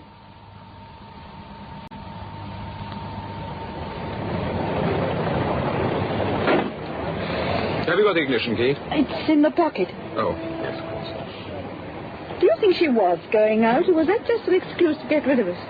I don't know. I don't think she was telling the truth about Mrs. Talbot. No, neither do I. But, I think she was telling the truth about Sterling. She certainly seemed very surprised when you mentioned him. In fact, I thought she seemed rather frightened. Of course, we might have been mistaken. Perhaps it wasn't Sterling we saw. Oh, it was Sterling, all right, and I'm pretty sure he came out of that house because... Listen. What? I thought I heard someone. Paul, there's someone in the back of the car on the floor. Look. Good Lord, it's Peter Galino. Galino, what's happened? My head. Look at his face. This must have happened while we were talking to Miss Wayne. He's trying to say something. Yes, what is it, Galino?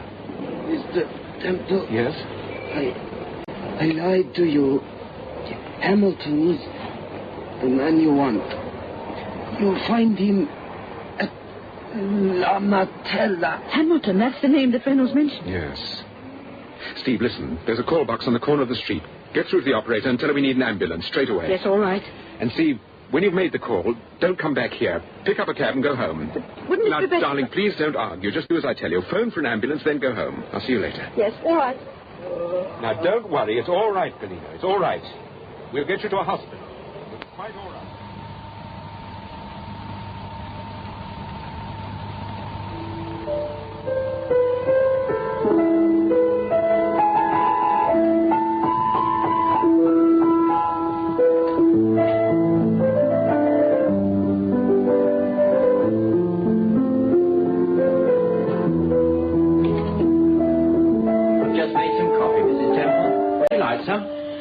Thank you, Charlie.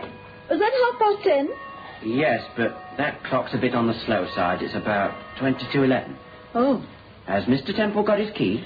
Yes, I think so, but I shall wait up anyway. Yes, all right, Mrs. Temple. Good night. Good night, Charlie. Oh, I forgot to tell you. Mr. Sterling telephoned. When was that? It was just after you and Mr. Temple went out. Did he leave any message? No, he said he'd probably ring later. Oh. All right. You sure you wouldn't like some coffee? No, thank you, Charlie. Good night. Good night, Mrs. Temple.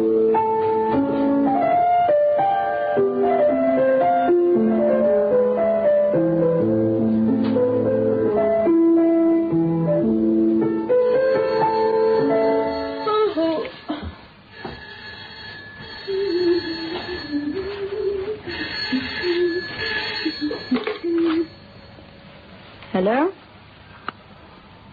Hello. Is that you, Steve? Hello? Hello? Hello? Is that you, Steve? Oh, hello, Paul. I can hardly hear you. Darling, listen. I want you to do something. Can you hear? Yes, I can hear now. Well, listen. Change into something smart, get a taxi, and meet me in Sloane Square. Now, I'll be waiting for you outside that antique shop on the corner. Yes, all right. I'll be there in about 30 minutes. Fine. How's Galina? Oh, he's pretty bad. I'll tell you all the news when I see you. Yes, all right. Be as quick as you can, Steve. Yes, of course. Oh, Paul? Yes? Where's Charlie fishing? What's that? What did you say? I said, where's Charlie fishing?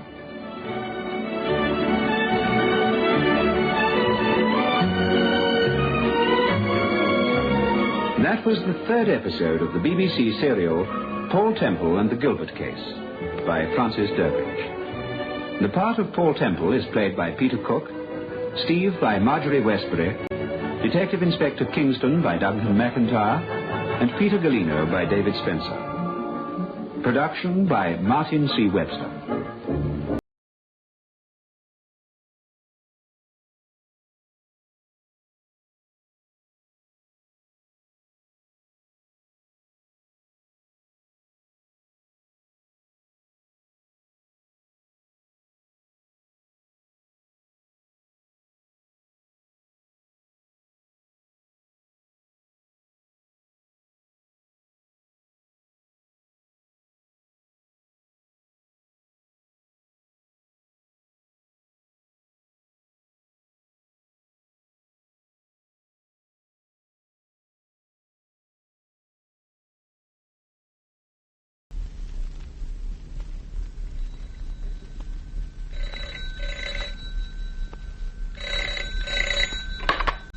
Hello? Hello. Is that you, Steve? Hello. Hello. Is that you, Steve? Oh, hello, Paul. I can hardly hear you. Line. Listen, darling. I want you to do something. Can you hear? Yes, I can hear now. Well, listen, Steve. I want you to change into a long frock, take a taxi, and meet me in Sloane Square. I'll be waiting for you outside the station, as you know, facing the square. Yes, all right. I'll be there in about 30 minutes. Fine. How's Galino? Pretty bad. I'll tell you all the news when I see you. Yes, all right. Be as quick as you can, Steve. Yes, of course. Oh, Paul? Yes? Where's Charlie fishing? What's that? What did you say? I said, where's Charlie fishing? Hello? It's all right. I'm still here. In the Thames. All right, Paul. I shan't be long.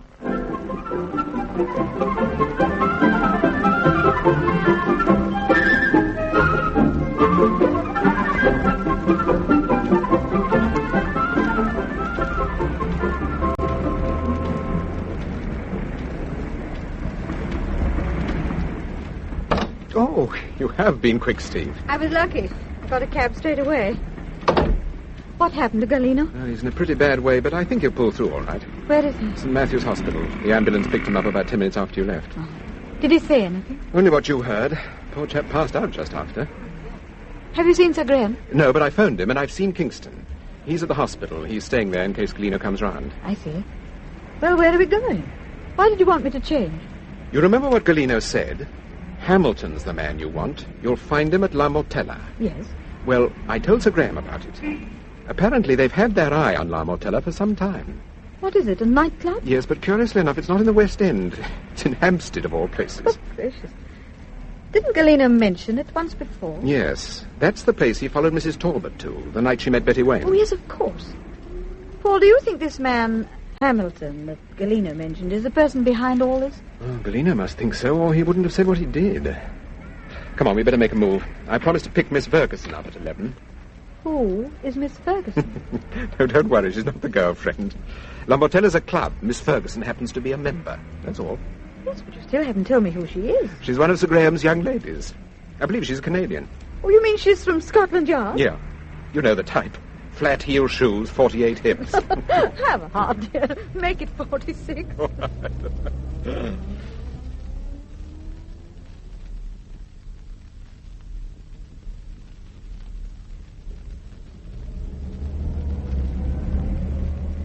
I don't see any sign of your Miss Ferguson.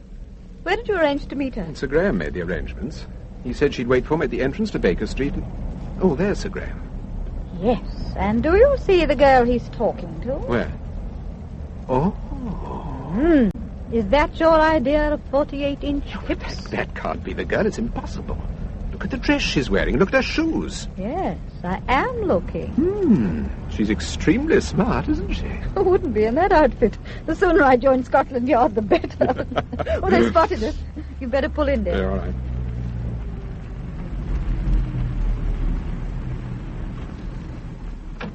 Hello, Temple. Hello. Why, hello, Steve. I didn't expect to see you. I bet you didn't. How are you, Sir Graham? Oh, I'm all right. A little harassed as usual. Temple, may I introduce Miss Ferguson? Oh, good evening, Miss Ferguson. Good evening. Jump in. Thank you. Oh, this is my wife. How do you do, Mrs. Temple? How do you do? This is a pleasant surprise. It is indeed. Temple, I've talked to Lynn, Miss Ferguson, and she's completely in the picture as far as the Gilbert case is concerned, so you can speak quite freely. Good. Can we drop you anywhere? No, thanks. I've got my car around the corner. Now, ring me tomorrow morning, Lynn, about 11, will you? Yes, sir. Well, goodbye, and enjoy yourselves. Goodbye, Good Sir night, Graham. Sir Graham. Well, how long will it take us to get to this place? About a quarter of an hour. But I think we ought to have a talk before we start, Mr. Temple. Yes, I agree. Miss Ferguson, tell me...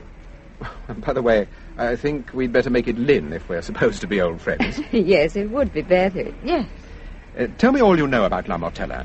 When did you first go there? Well, about 3 months ago.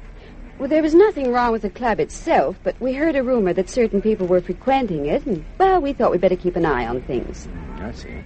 Who runs the place? A man called Fabian, Louis Fabian. Fabian? Rather an odd name. Yes. And quite frankly, Fabian is La Mortella. Without him, the place would close overnight. Well, what's the attraction exactly? Is it the food or the floor show? Or No, the food's quite ordinary, and there just isn't a floor show. The attraction's Fabian. He's an extremely handsome young man and a very good dancer. But does he dance with the guests? He never stops. Big women, fat women, thin women, little women, tall women. Dances with them all. I gather he works for a living. He certainly does. And does this go on all night? Until about 2 o'clock, and then he disappears. And disappears is the word. He doesn't say he's going. He doesn't even say goodnight. He just disappears. And 10 minutes later, the place is as dead as a doornail.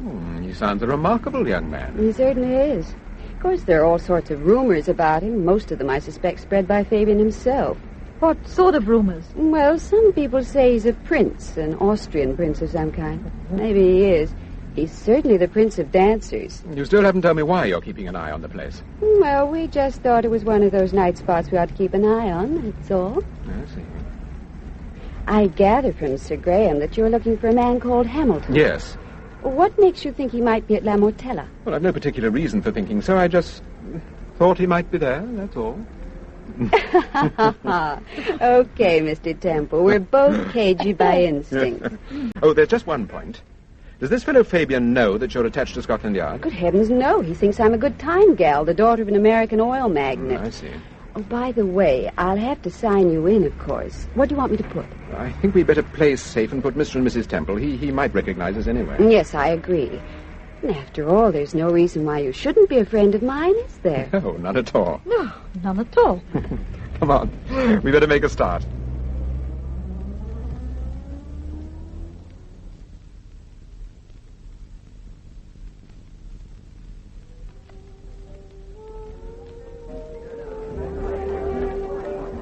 Join you in a few minutes, Paul. Come along, Steve. Have you signed the book? Yes, I've just done it. Good. Oh, Steve, have you got a lipstick I can borrow? I've done my usual trick. Oh, I know. Changed your handbag. Yes, left everything behind. I think I picked one. Good evening. Oh, hello, Reynolds. I didn't recognize you. I didn't recognize you either. It was my friend here who spotted you. Good evening, Mr. Temple. I think you know Miss Wayne. Yes, of course. We've met before this evening. Indeed. Well, Mrs. Temple called round about a dress I sold her. She wanted to see me about an alteration. Wasn't that a little unusual after business hours? Yes, but I was rather worried about the alteration, and I gave Mrs. Temple my address. I see. You don't know my wife, Reynolds, when it comes to alterations. Well, I'll see you in a few minutes, Lance. Yes, all right. Cigarette? Oh, thank you. I didn't know you were a member here. I'm not. I'm with a friend of mine. Oh, I see. Thank you. I understand from my wife that you wanted to see me about something. Yes, I called round earlier, but you were out. My flat was burgled this afternoon. Someone impersonated my voice over the telephone and told my housekeeper to leave her key under the mat. But surely that's a matter for the police. It doesn't concern me. Did you report it? Yes, of course. I thought you'd be interested, that's all. Why? Now, look, Temple, I'm quite convinced that the burglary this afternoon had something to do with the Gilbert case. Howard's room was an absolute shambles. They even stripped the fittings off the front of the wardrobe. I wonder what they wanted. I just don't know. Would you like to know? What do you mean? Yours wasn't the only flat that was broken into this afternoon. No? No. You remember Mrs. Talbot, the woman who identified Howard Gilbert? Yes? Her flat was broken into, too. When? Late this afternoon. About 5:30. But how do you know? Who told you? Inspector Kingston. Was anything taken? Not that we know of. Did the inspector see Mrs. Talbot? Yes. Oh. But not at the flat. Not at the flat? Mrs. Talbot's dead. What? She was found early this afternoon near Farnham. I can't believe it. It's true, Reynolds. You seem rather perturbed. Was Mrs. Talbot a friend of yours? Oh, no, of course not. I never met the woman. I saw her at the trial, of course, but that was all. Oh, she's dead. They found her in a field. Apparently there'd been a struggle. I wonder what she was doing down at Farnham. Didn't she live in Greek Street? Soho Square. We don't know what she was doing at Farnham. Oh. Oh, well, if you'll, excuse me, there's Miss Wade. Yes, of course. Oh, by the way. Yes? One of her shoes was missing. What? When they found Mrs. Talbot, one of her shoes was missing. Oh. That's very odd. Very. Well, I'll probably see you later. I hope so. Mr. Temple. Yes? Good evening. Welcome to La Mortella. My name is Fabian. Oh, Mr. Fabian, I have heard a great deal about you. I've heard a great deal about you too, Mr. Temple. I noticed your name in the book, and I thought I'd better introduce myself. Have you reserved a table? Well, I think my friend has. Miss Ferguson. Ah, yes, of course. There's always a table for Miss Ferguson. Ah. Well, I hope you enjoy yourself. Thank you. I hope so, too. Ah, here she is with my wife. I'm afraid it's been rather a long time. It was my fault, Paul. This pace of mine takes an awful lot of fixing. Why, hello, Mr. Fabian. Hello, Miss Ferguson. How nice to see you again. You look very handsome tonight. What have you been doing to yourself? I'll bet to say that you're old to your boy. I don't think you know my wife. Steve, this is Louis Fabian. How do you do, Mrs. Temple? How do you do? I'm delighted to meet you. I hope you like our little club. Well, it's certainly different. I love the decor.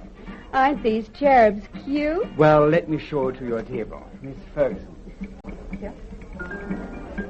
Do you really like the decor? Don't be silly. The whole place looks exactly like... Exactly.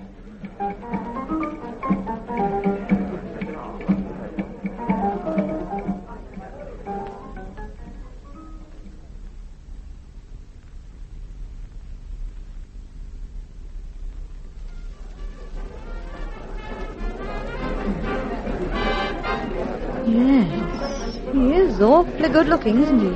Who? Fabian. I suppose he is, in a slick sort of way. Well, I think he's very good. And he certainly is a prince of dancers. It's about the only thing he's prince of. If he wasn't christened Willie Schritzenbander or something like that, I'd eat my hat. I don't see our friend Reynolds. You were on the floor a few moments ago. You know, I've got a feeling they've left. Looks like it. Was he surprised when you told him about Mrs. Talbot? He was more than surprised. He was distinctly rattled. I'm certain that it was Reynolds who telephoned Mrs. Talbot. Yes. I've got to find out about Hamilton. I'm sure Galena was telling the truth. Look, here's Fabian. If he asks you to dance, don't forget what I told you. I won't forget. Hello there. Are you two enjoying yourselves? Certainly are. Didn't know you could dance like that, Lee. You've been holding out on us. Miss Ferguson is a beautiful dancer. Now, Louis. No, really. I'm quite sincere. I mean it. It's so unusual, too, for a Canadian. Oh, them's fighting words, partner. Would you like to dance, Mrs. Temple? Oh, thank you. Will you look after my bag? Yes, of course. What would you like to drink, Lee? Well, that champagne looks awfully good to me. Oh, nice. I love a rumba. How long have you known Miss Ferguson, Mrs. Temple? Oh, she's a very old friend of my husband's. She's an awfully nice person. Yes, she is. I will never forget the first night she came here. She came with a young fellow called Deacon, the Honorable Toby Deacon. Terribly tall and rather shy. Oh, yes, we all know Toby. You seem very busy tonight. Is it always like this? Oh, most nights. Sometimes it's so crowded you can hardly dance. But we enjoy ourselves. Yes. Oh, it's a very good orchestra. Of course. If you're going to dance, well, you must have a good orchestra. Mrs. Temple. Yes? Why did you come to La Mortelle? Well, we heard a good deal about it. We thought we'd like to see it. Was that your only reason? No. My husband wanted to meet one of your members, a man called Hamilton. Hamilton? Yes. I know most of our members, but Hamilton, you say? Does Miss Ferguson know him? No, I don't think she does. Your husband must be mistaken, Mrs. Temple. I'm sure there's no one of that name here. However, I will ask my secretary just to make certain. Thank you. I saw your husband talk to Lance Reynolds. Oh, yes? He's a very old friend of ours. One of the original members. Oh, really? I didn't know that. Was Howard Gilbert a member? Oh, no. That was an unpleasant business. It was a great shock to Mr. Reynolds. They were very great friends. Yes, so I believe. Was your husband interested in the Gilbert case? He still is. But the case is over, surely. Gilbert was convicted. But it's only since he was convicted that my husband became interested. It's curious you should mention Howard Gilbert, because... No, you mentioned him, Mrs. Temple. Oh, did I? Oh, well, it's curious we should talk about him, because that's why my husband wanted to meet this man, Hamilton. Oh. Apparently, Hamilton was a friend of Mrs. Talbot's. Mrs. Talbot? She was an important witness in the Gilbert case. Oh, yes, of course. She saw Gilbert just after the murder was committed. That's right. Did you ever meet her? Why, no. Why should I? She came here one night. I'm quite sure she didn't. I'm sorry, but I think she did. Mrs. Temple, you don't think I would allow a woman like that to come to La Mortella? She came with Miss Wayne. Miss Wayne? Yes. How very curious. Shall we go back to the table? Please.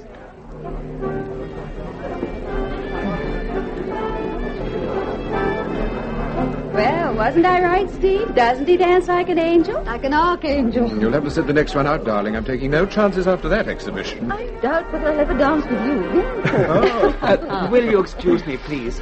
I may see you all later. Yes, of course. And thank you. Thank you, Mrs. Temple. What time is it? Nearly 2. He'll probably have one more dance with somebody and then disappear. You watch. Does he live here? No, I believe he's got a flat in South Audley Street. You've never been there? Not me. I'm allergic to etchings. Lynn, the first time you came here, did you come with a man called Toby Deacon? Toby Deacon? I've never even heard of him. Oh, dear. What's the matter, Steve? I wonder if he was trying to catch me. He asked me how long we'd known Lynn, and I said she was an old friend of yours. And then he said the first time she came here was with a man called Deacon. And you said you knew him? Yes. Oh, dear. Did you ask him about Hamilton? Yes. He said he felt sure he wasn't a member here, but he'd ask his secretary. How did he react? He didn't seem unduly perturbed. But he was certainly surprised when I asked him if he knew Mrs. Talbot. Here's the waiter. Mr. Temple? Yes? I was asked to give you this note, sir. Oh, thank you. Excuse me.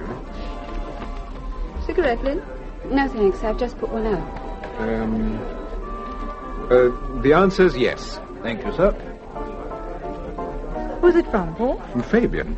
He wants to see me. Oh, why couldn't he just... Read it. Dear Temple, I want to talk to you. My address is 27B, South Audley Street. I suggest you call tomorrow afternoon, any time between 4 o'clock and 5. Yours sincerely, Louis Fabian. P.S. Don't bring your friend from Scotland Yard.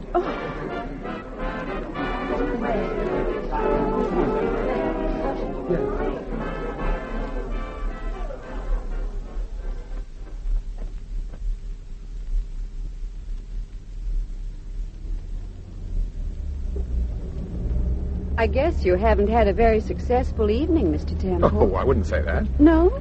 Why? Did you find out anything? Only that you dance very much better with Mr. Fabian than you do with anyone else, dear. Well, give the devil his due. He can certainly dance. Certainly can. I wonder how he found out that I was attached to Scotland Yard. I'll ask him. I wish you would.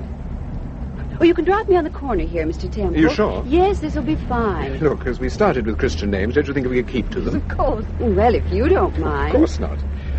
Is this all right? Yes, that's dandy. My flat's just around the corner.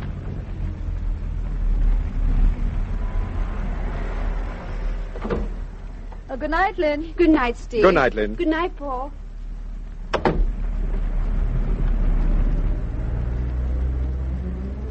What a very nice girl. Yes, isn't she? slow up, dear. Traffic lights. Would you like to drive?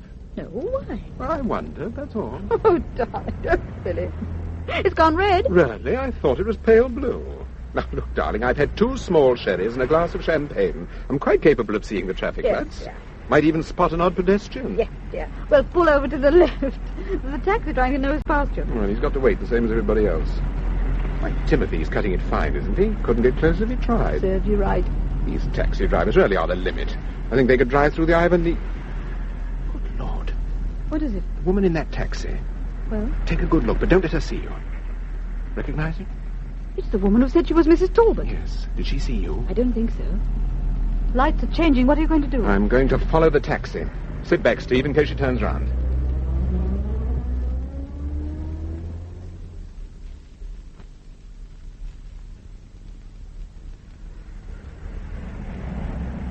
Where are we? I think it's Belton Gardens. Slow down. He's going round the corner. I believe that's Darlington Street. Yes, you're right. It is Darlington Street. Oh, no, he's pulling up. Don't get too near.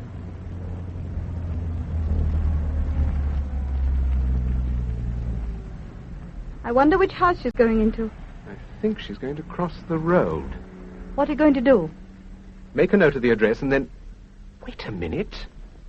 Do you know I believe Wilfred Sterling lives in Darlington Street? Does he? He gave me his address and phone number. I'm almost sure it was a Bayswater number. Yes, that'd be right, wouldn't it, Bayswater? She's crossing over, Paul. Watch the house. We'll check the number when we drive past. She's got a key. She's letting herself in. Yes. I wonder if Sterling does live here. Oh, look, there's a telephone box across the road. I'm going to look the address up. I shan't be a minute, Steve. Yes, all right. Paul? Oh, what is it? What's the matter? Don't you think I'm capable of finding the address on ma'am? Well, it didn't look a very good light, so I brought you the torch. Oh, well, you better come inside. Yeah. Matter of fact, you're right. It isn't a very good light. Give me the torch. Here you are. Thanks. Now, which book is it? This is the one you want, Esther's then. Ah, thanks. Now, QRS, Tiles, Still, Stillings, Timpson's, Sterling. Here we are. By Timothy, I was right. Wilfred Sterling, 292 Darlington Street. If Wilfred Sterling is a friend of the woman who impersonated...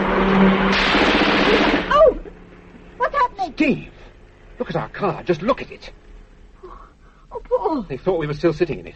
They passed us once, drove round the square, then came down Darlington Street. Look at the bullet holes. They certainly weren't taking any chances. Oh, thank heavens you brought me that torch, Steve.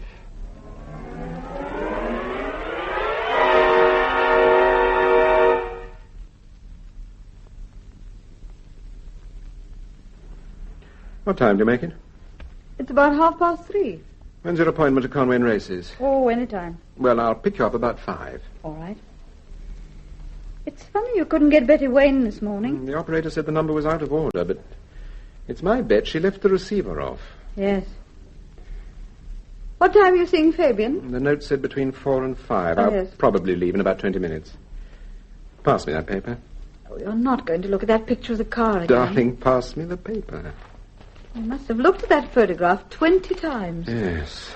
And every time I look at it, I think how extremely lucky we were to be in that photo box. Just look at it, Steve. Look at the windows. No, I don't want to look at it. It terrifies me even to think about it. Paul, why didn't you tell the police the truth? I did tell them the truth. The sergeant asked you what we were doing in Darlington Street.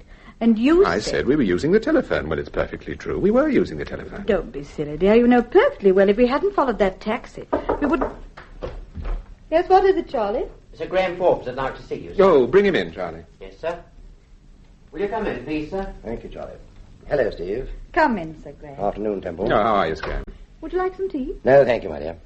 Oh, you look worried. Is anything wrong? Temple, what time did you leave Lynn Ferguson last night? About 2:30 this morning. We dropped her in Baker Street. Why, what happened? Whereabouts in Baker Street? Not far from where we picked her up. She said her flat was just round the corner. Yes, that's right.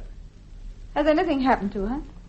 I hope not, Steve, only she was supposed to phone me this morning, and she didn't. I told my secretary to get in touch with her, but, well, to cut a long story short, she didn't go back to the flat last night. But she said... Are you sure? Absolutely positive. There's a night porter of the flats who is on duty till 7 in the morning, and he didn't leave his desk. Oh, dear. What time did you leave Hampstead? About 2:15. It took about a quarter of an hour to Baker Street. Then you came back here? Yes. Well, what were you doing in Darlington Street?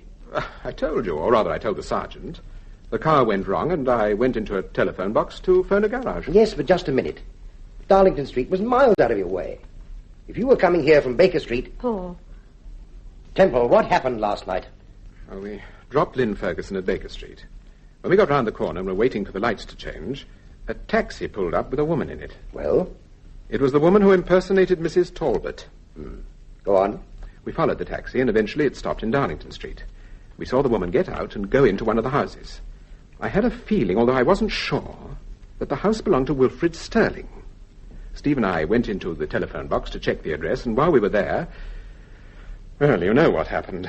But why didn't you tell this to the sergeant instead of making up a stupid story about your car breaking down? No, frankly, I didn't want to go into details.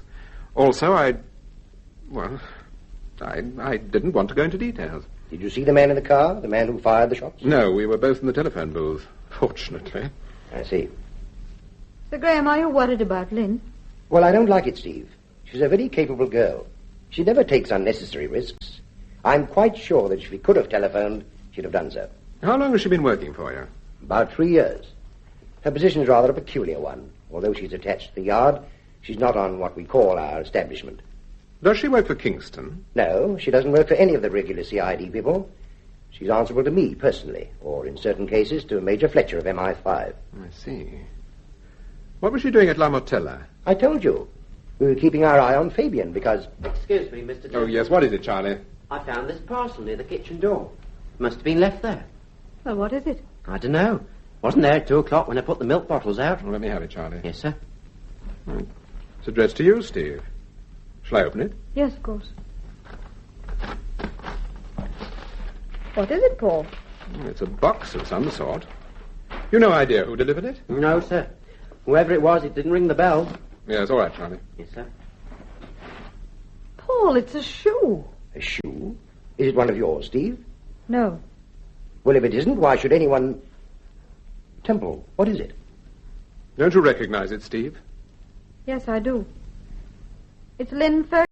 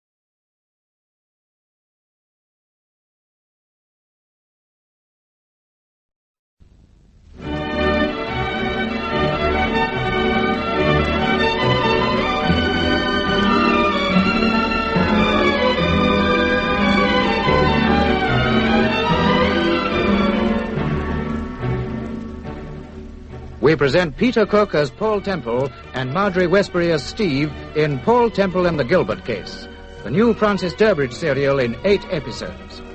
Episode 5, That Good Old Intuition.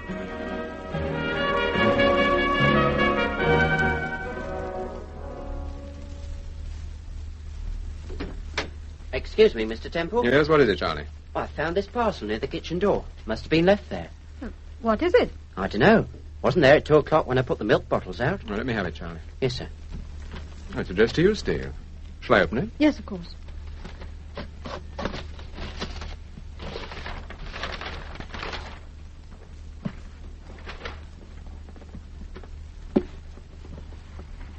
What is it? It's a box of some sort. You any idea who delivered it? No, sir. Whoever it was didn't ring the bell. Yes, all right, Charlie. Yes, sir. Wait, Paul, it's a shoe. A shoe? Is it one of yours, Steve? No. Well, if it isn't one of yours, why should anyone... Temple, what is it? Don't you recognize it, Steve? Yes, I do. It's Lynn Ferguson's. Lynn Ferguson's? Are you sure? Absolutely sure. Temple, you don't think something's happened to her? That they've sent Steve the shoe as a warning? I think the shoe was sent as a warning, yes, but somehow I don't think anything's happened to her. I sincerely hope not. So do I. When Paul asked you why Lynn went to La Martella, you said you wanted to keep your eye on Louis Fabian. Why? We suspected he was mixed up in a drug smuggling racket and was using the club as a cover-up. We decided to investigate and put Lynn on the job. Did she discover anything? No. She thought the club was a genuine profit-making concern and that Fabian was perfectly straight. Was that your impression? Well, I've only been there once. I wouldn't like to venture an opinion. I'll tell you more when I've had a talk with Fabian. Are you seeing him? Yes, this afternoon.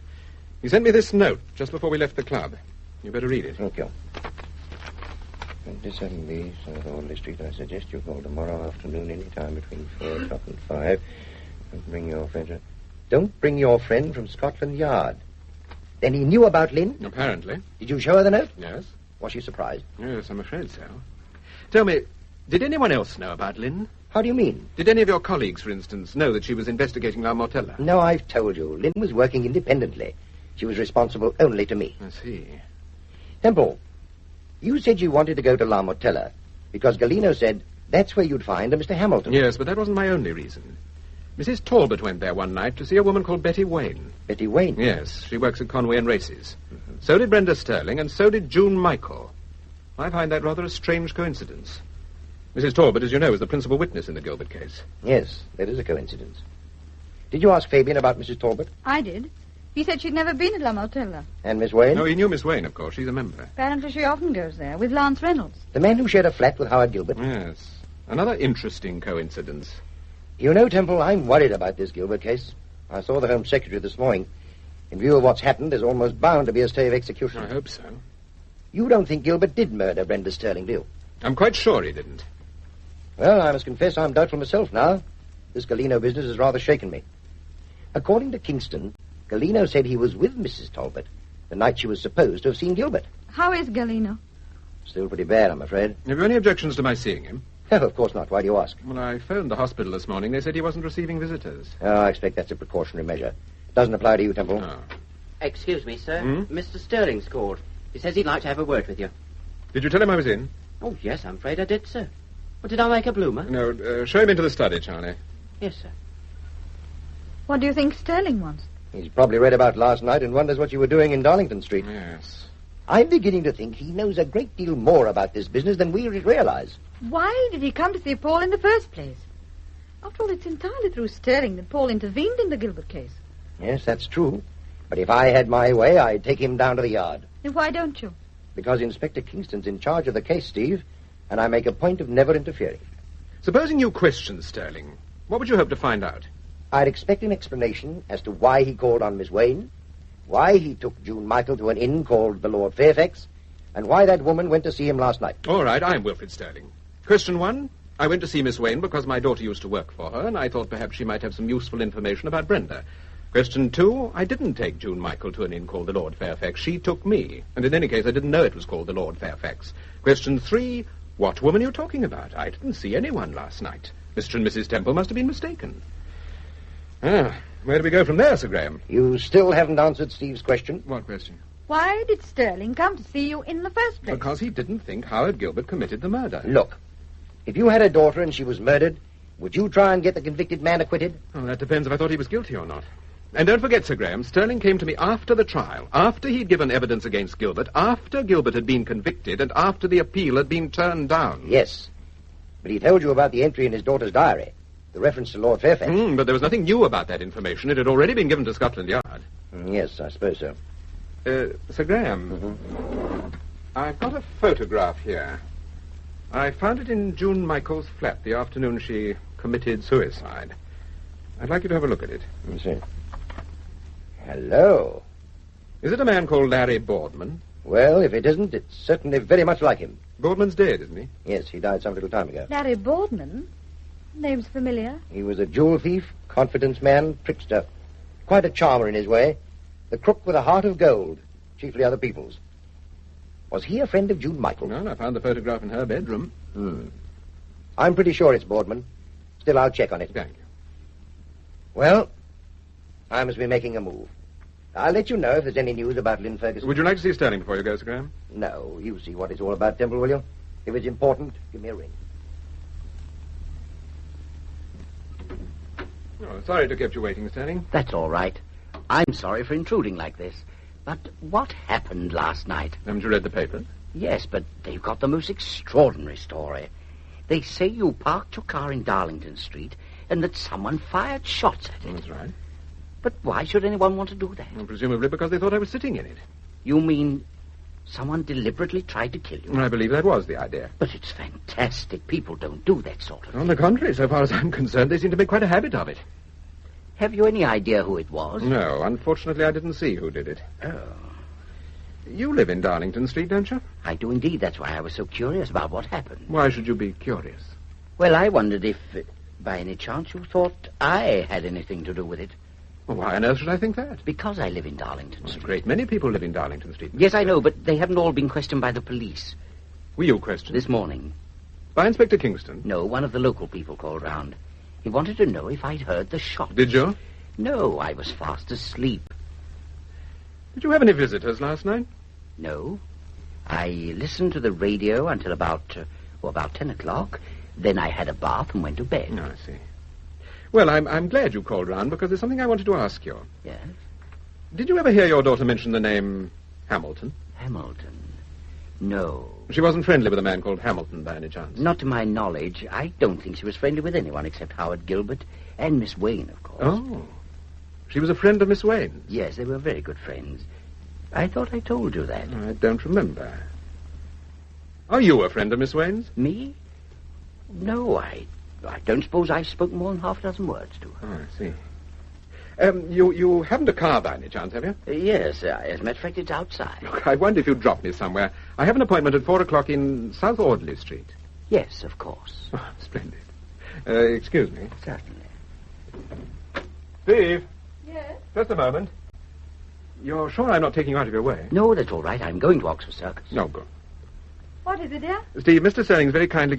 Oh, I don't think you've met my wife. No, I haven't had that pleasure. How do you do, Mrs. Temple? How do you do? Mr. Sterling's giving me a lift as far as South Audley Street. I'll meet you later, where we arranged. Yes, all right, Paul. I may be a little late. I'm going to try and get hold of a car. Oh, well, I'll wait. I shall be at the front entrance. Yeah, all right. Well, goodbye, Mrs. Temple. I'm very glad to have met you. Goodbye, Mrs. Sterling.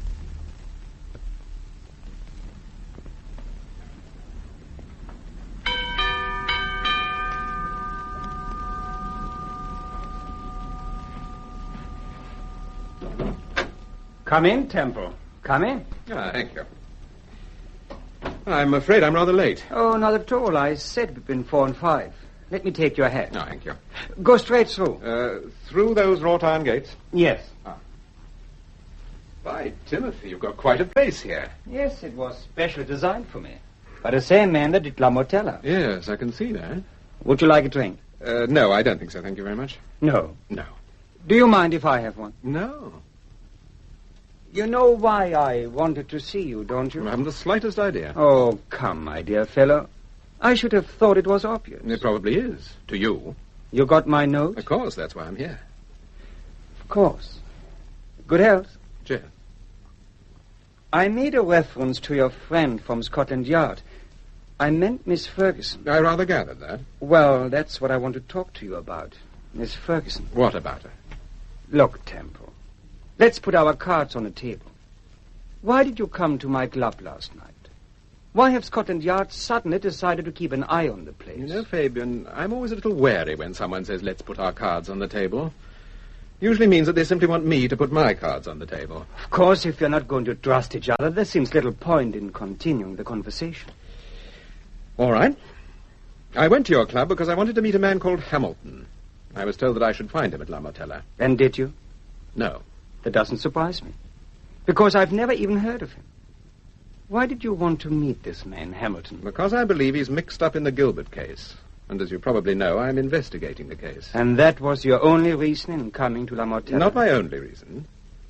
I was told that several weeks ago a woman called Mrs. Talbot was at your club with Betty Wayne. Who told you that?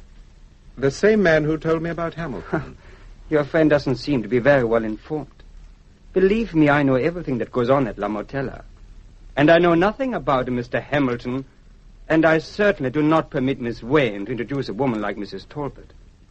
I simply won't have that type of person in the club. Then you knew Mrs. Talbot? No, but I read about it when the case was on. She sounded rather unsavory. I'm not suggesting that she was one of your members. I'm simply suggesting that she met Miss Wayne there. Not to my knowledge. Fabian, have you heard of a man called Peter Galino? No. Well, he was the person who first told me about La Mortella and about the meeting between Mrs. Talbot and Miss Wayne. Well, you can tell Mr. Galino from me that if he starts any more malicious rumors, I shall consult my lawyer. I doubt whether Galino will be very impressed. You see, he's in hospital. He was beaten up just after he gave me the information about Mrs. Talbot. Beaten up? Yes. Are you inferring that he was beaten up because he told you about my club and the supposed meeting between Betty Wayne and Mrs. Talbot? I'm not inferring anything. I'm simply giving you the facts. And the facts, so far as you're concerned, are not very pleasant. What do you mean? Galino tells me about La Mortella. Shortly afterwards, he's attacked and very nearly murdered. Miss Ferguson, a special investigator from Scotland Yard, is told to watch the club. She follows out her instructions and then suddenly disappears. You mean Miss Ferguson's disappeared? That's what I mean. But when did that happen? Last night. Temple, you don't think I had anything to do with it. Surely you don't think You knew she was from Scotland Yard. Well, I heard a rumor. I wasn't sure. You seemed very sure last night when you sent me that note. Incidentally, who told you she was from Scotland Yard? No one told me. I became suspicious, so I asked Inspector Kingston about her. He was non-committal, of course, but, well, I felt sure I was right. When did you see Inspector Kingston? Oh, at the club 2 or 3 weeks ago. One of our members lost a diamond ring, and the insurance people reported it to Scotland Yard. It was just a routine inquiry. But you took the opportunity of asking him about Miss Ferguson? Yes. Because you'd heard rumors. What do you mean? You'd heard a rumor about Miss Ferguson, so you asked Inspector Kingston about her. No, I hadn't heard a rumor. It was just a Yet a feeling moment ago you said, well, I'd heard a rumor. Oh, I didn't mean that. In other words, you just had a hunch about Miss Ferguson, and it turned out to be right. Yes, that's about it. And is that what you're going to tell the police, if they should ask you? I can't tell the police anything. And if they're friends of yours, Temple, I'd be grateful if you would tell them to keep away from La Mortella. I'm running a perfectly respectable nightclub, and I don't want any interference. Now deliver your message. Now, if you will excuse me, I have another appointment. There's no need to show me out. I can find my own way. Oh, my wife got the shoe all right, thank you. The shoe? Yes. What do you mean? Well, Miss Ferguson must have lost one of her shoes last night. I assumed that she lost it at the club, and not knowing her address, you sent it to my wife. I didn't hear anything about it, but one can't lose a shoe. Apparently Miss Ferguson did. Well, goodbye. Just a moment. Yes? You didn't believe what I said about Miss Ferguson, did you? You think someone told me about her? I would say that was the most likely explanation. Well, you're wrong. I simply had a hunch. People do get hunches, you know. Yes, my wife gets them. I even get them myself on occasions. As a matter of fact, I've got one now, about Miss Ferguson. I've got a hunch that we're going to find her in very much the same condition as Peter Galino. I hope for her sake, and for yours, too, but I'm wrong. Whatever happens to Miss Ferguson is no concern of mine. I'm not interested in the young lady. That's not what I'm getting at, Fabian. She was interested in you.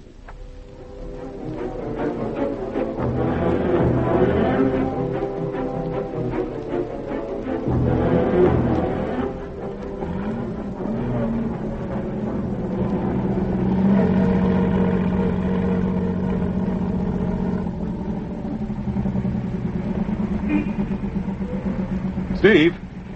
Steve! Oh, hello, darling. I didn't recognize you. I say, jolly nice car. Where did you get it from? I've hired it.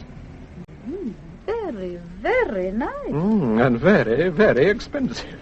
Mind the door. Pardon me. I'm beginning to think it would have been cheaper to have bought a new one. By the way, the insurance people rang up about the car. They wanted to know what hit it. And I said bullets. Well, what's the joke?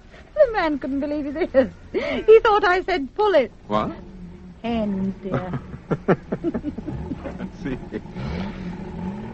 Well, did you do what I suggested? Yes, I took the dress back and I asked to see Miss Wayne. Did you see her? Yes. there wasn't any use. She just wouldn't talk about anything except the alteration. I mentioned Reynolds, I mentioned Sterling, I mentioned Fabian. I might just as well have talked about the weather. How did you get on with Fabian? Oh, not too badly. He's a pretty smooth customer. Of course he is, or he wouldn't be running La Mortella. Did you tell Miss Wayne I tried to get her on the telephone? Yes. What did she say? Nothing. She just went on talking about the dress. Oh, Paul, you should have turned left. No, I'm going to St. Matthew's Hospital. I'm seeing Galeno at 5:30. Oh.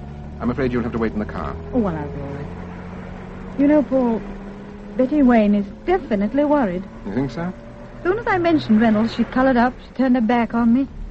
There's something funny going on there, you know. Yes. Do you think Reynolds is the man Galeno meant? Hamilton? Well, don't forget he was at La Mortella. But it was Reynolds who first mentioned Hamilton, remember? You know, on the telephone at Mrs. Yes, Talbot. yes, I remember. You know, I'm beginning to get a sort of intuition about this case, Paul. Good old intuition, You can laugh, but I've been right before. No, I'm not laughing, darling. I've a great respect for that good old intuition of yours. Thanks. Well, who do you put your money on this time? Wilfred Sterling? Lance Reynolds? Betty Wayne? Or Louis Fabian? You've left one out, darling. Who? Oh, Howard Gilbert. My Timothy, yes. It'd be a terrible letdown if he were guilty after all, wouldn't it?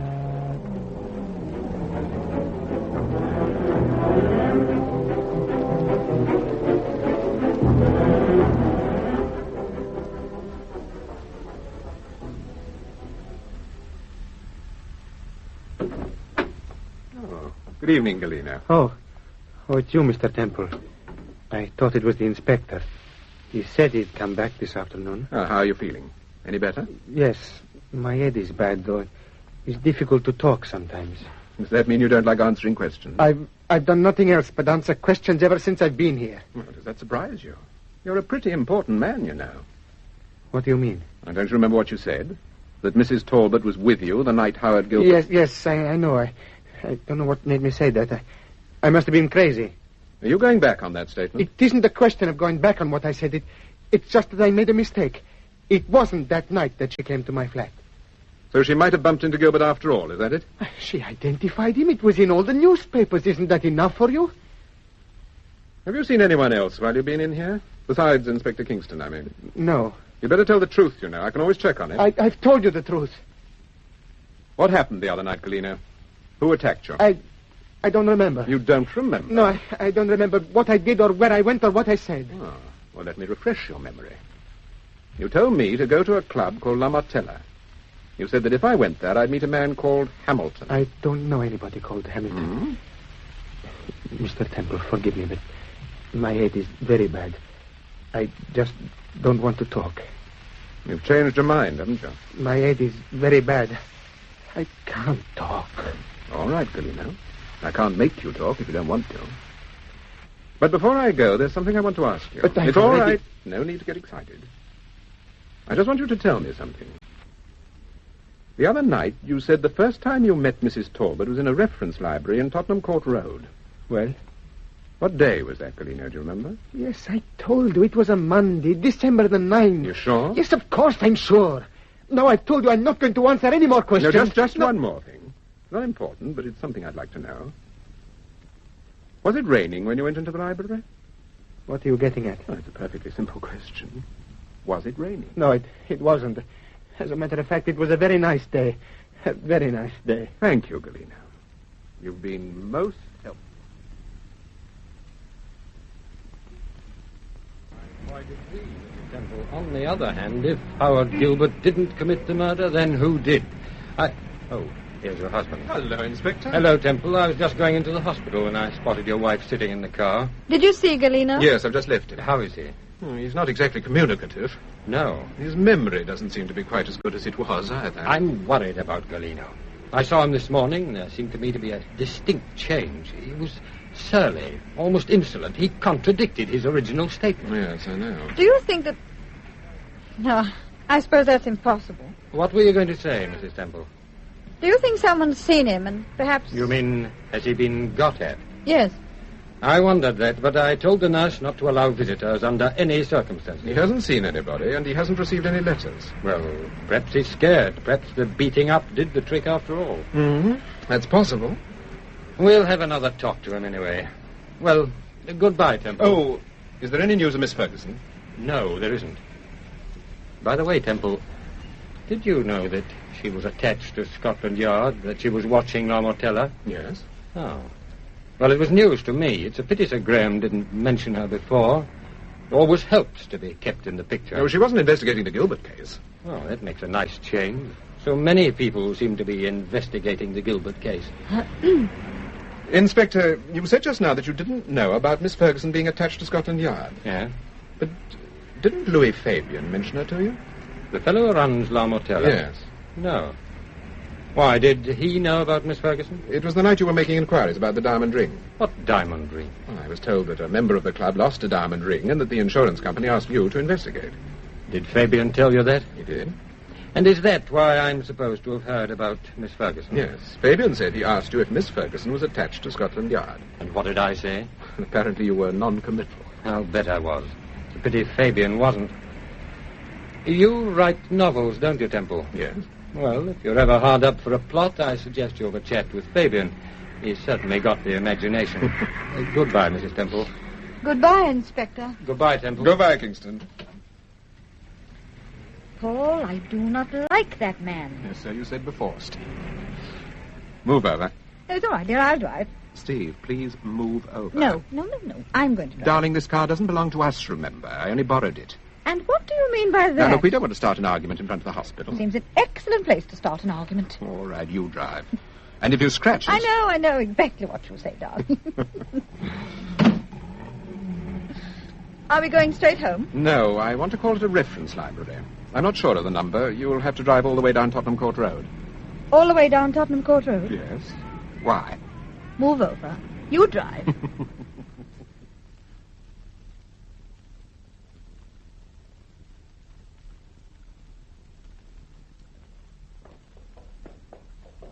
Good evening. Oh, good evening.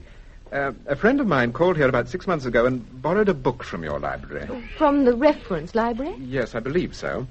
I was wondering if you could tell me the name of the book. Well, that's a little difficult, Mr... Temple, Paul Temple. Oh, well, have you the exact date, Mr. Temple? Yes, it was a Monday, December the 9th. I see. What exactly happens here when you ask for a book? Well, you look up the catalogue, decide which book you want, then write the number of the book with your name and address on a slip of paper. We take the slip and give you the book. You can't take it away, of course. You've got to read it on the premises. I see. And what happens to the slip? Well, we're supposed to file them, but... Well, sometimes they get destroyed. However, we can try. Monday, December the 9th, you said? Yes. Well, I'll soon find the slip if we've still got it. Monday's a pretty slack day. Go on. Oh, what's the name of your friend? Talbot, Mrs. Mary Talbot. All right, Mr. Temple. I'll see if I can find it. Just take a seat. I shan't be long. Thank you. Why on earth do you want to know the name of the book? I'm rather curious, that's all. Yes, but why? Can't see that it matters what book Mrs. Talbot was reading. I expect it was a filthy day anyway, and she simply popped in here to get out of the rain. As a matter of fact, it was a very nice day. Oh, now you're not going to tell me you remember what sort of a day I it was. ask Galino. The weather was perfect. Therefore, Mrs. Talbot must have come in here for a definite reason. Why do you usually go into a reference library? Because you want to look at a newspaper or consult a book. Galino didn't. He was just bored. No, Galino was different. He was a foreigner. He had no money and didn't know what to do with himself. Mrs. Talbot had a flat and, I imagine, a certain amount of money. Yes, but surely she wasn't the type to use a reference library. That makes her visit all the more curious. You've been lucky, Mr. Temple. I found the slip. Monday, December the 9th, Mrs. Mary Talbot, Soho Square, London, That's West it. 1. Well, apparently she asked for 2 books. Oh? The Theory of the Photographic Process, that's a well-known book on photography, Yes. and a reference book called Encyclopedia of Social Sciences. Is that the one edited by Sir Ronald Bakerton? Yes, I believe it is. It's been out about 18 months. Yes, that's right. Well, thank you, Miss... Oh, White. Thank you, Miss White. You've been most helpful. Oh, not at all. Goodbye. Goodbye. Satisfied, dear? Yes, quite satisfied, thank you, dear. Come on.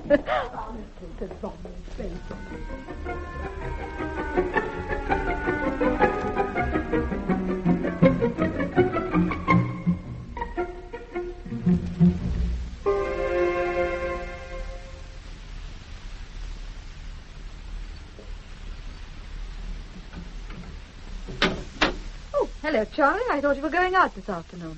Oh, yes, I did intend to, Mrs. Temple, but thank goodness you've come back. Is anything wrong? What is it, Charlie? Well, there's a young lady to see you, sir. I think she's very ill. Ill? You see, I was just going out when the bell rang, and blimey, she didn't half make me jump. But what happened? Well, she was standing in the doorway, Mrs. Temple, looking as white as a sheet. And she said, "Is Mr. Temple in?" And then she passed out. God, didn't half have a job with her. Did you ring for a doctor? No, I tried to get hold of you, Mr. Temple. I phoned Scotland Yard, but they said you weren't there. Where is she now? She's in the setting room on the settee. I didn't know what to do with her, Mr. Temple. I thought... Right, come on, please. Yes. Oh, Paul, it's Lynn Ferguson. Lynn? Who is it? It's Paul Temple. Lynn, are you all right? What happened? Where have you been? They dropped me outside your house.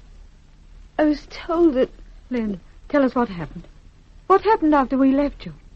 I walked part of the way towards my apartment and then... Oh, Paul, is she going to be all right? Ring for Dr. Lester. You'll find the number on my desk. No, wait. Wait, I'll be all right. What happened, Lynn? They gave me something, an injection. I don't know what it was. Who's they? Hamilton. Hamilton? Have you seen him? Yes. I've seen him.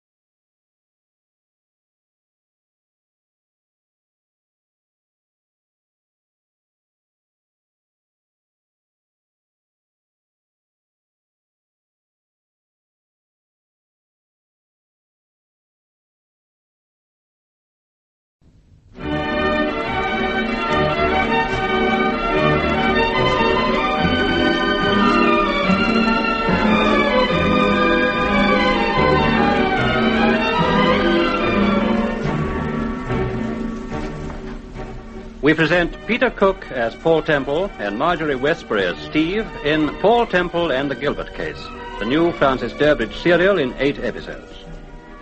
Episode 6, A Warning from Miss Wayne.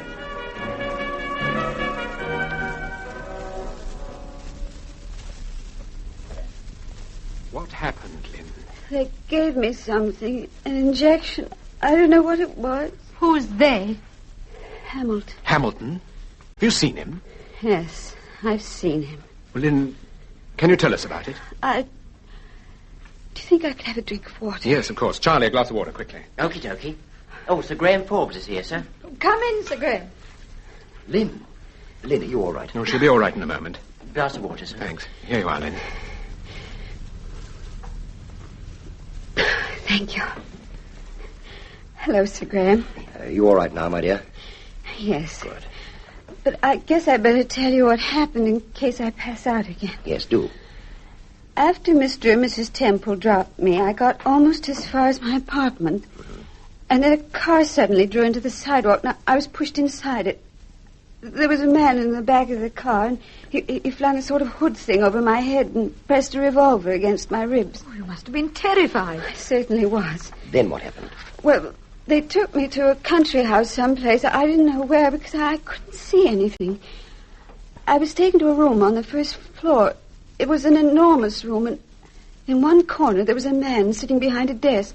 I couldn't see him clearly because there was a light on his desk. It was shining in my face the whole time. He started to ask me questions. What sort of questions? Well, he wanted to know why I was always going to La Mortella. I told him I liked going there because they had a very good orchestra and I was fond of dancing. He obviously didn't believe me. He said he knew I was attached to Scotland Yard and was making investigations. He wanted to know what the investigations were. Did you tell him? No, at least not at first. I stuck to my story. But then he became very curious about the person you were interested in, Mr. Temple. You mean Hamilton? Yes. He kept asking me time and time again if I knew anything about Hamilton. And I kept repeating, no, I've never heard of him. And suddenly he lost his temper. He said I was lying and that I'd been sent to La Mortella to try and find Hamilton and to investigate the Gilbert case. Well, naturally, I denied this. Of course. Go on. Well, when they realized that I wasn't going to tell them anything, they gave me an injection. I felt terrible. I've never felt so frightened. Oh, you're all right now, Lynn. Don't upset yourself. I told the truth, Sir Graham. I'm sorry, I couldn't help it. Now, don't worry, I my tried dear. hard not to, but it wasn't any use. Don't worry about it. What was it you told them? That I suspected La Mortella was being used by drug smugglers as their headquarters. I said I'd never heard of anyone called Hamilton until you mentioned the name. What did they say? Well, that seemed to satisfy them. In fact, oddly enough, it changed the whole situation. How do you mean? You mean they were relieved when you told them that you were not investigating the Gilbert case? Yes. It was obvious that my drug investigations didn't interest them in the slightest. Go on, Lynn. Finish your story. Well, then they made me lie down, and someone took one of my shoes away. I must have dozed off, because when I woke up, I was in the car again. They released me just around the corner. As I got out of the car, I heard someone say, "You're opposite Mr. Temple's place, Miss Ferguson." I see. Lynn, how many people did you see? Altogether, I mean. 4. Would you recognize them again? I might recognize the man who stopped me. And what about the others? I doubt it. From what you've told us, I should imagine that the only important person was the man who asked you the questions. Yes, I think so. And you think he was Hamilton? I feel sure he was. Why? Because the man in the front of the car wanted to ask me questions, but the driver lost his temper and said, "Shut up, Hamilton will do the questioning." I was in such a state I didn't really take it in at the time, but when we got to the house and the man behind the desk started asking the questions, I suddenly realized who he was. Good, Lynn. Fine. Now, this will help us a lot.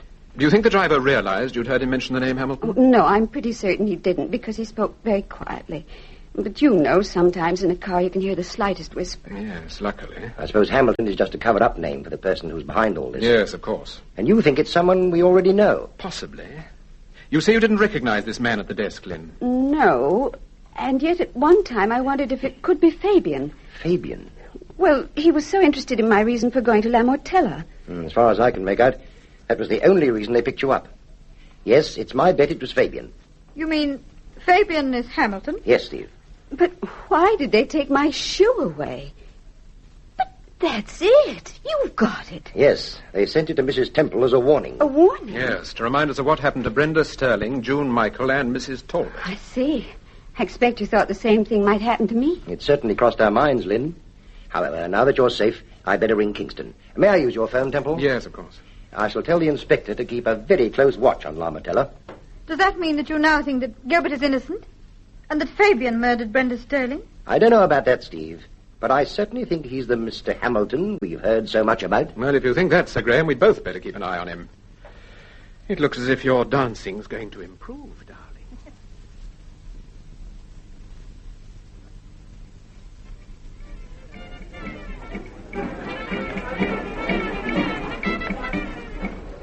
Have you seen Fabian? No, I've had a look in the restaurant. He's not there. Probably in his office. Yes. Well, there's no hurry. I can see him later. Let's go into the cocktail bar. Oh, Paul, here's Inspector Kingston. Hello, Temple. Oh, hello, Inspector. What are you doing here? Good evening, Inspector. Oh, good evening, Mrs. Temple. I rather think we're both here for the same reason. Fabian? Yes. Well, he's all yours, Temple. I've finished with him, for the time being. Where is he? In his office.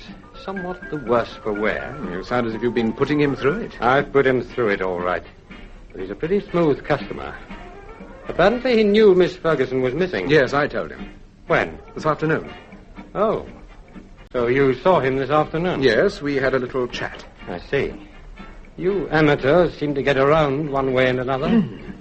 Does Fabian know that Miss Ferguson's been found? Yes, I told him. Was he surprised? Not unduly. Well, he's all yours. Good night. Good night, Kingston. Oh, by the way, there are 2 old friends of yours in the cocktail bar. No? Reynolds and Miss Wayne. I don't know if they've been having a row or not, but, well, things weren't too harmonious 10 minutes ago. Did you speak to them? No, they didn't see me. Good night. Good night, Inspector. I don't know why Sir Graham keeps that man. He's arrogant and self-opinionated. Darling, you mustn't have prejudices. He's an extremely clever man. Come on, let's go to the cocktail bar.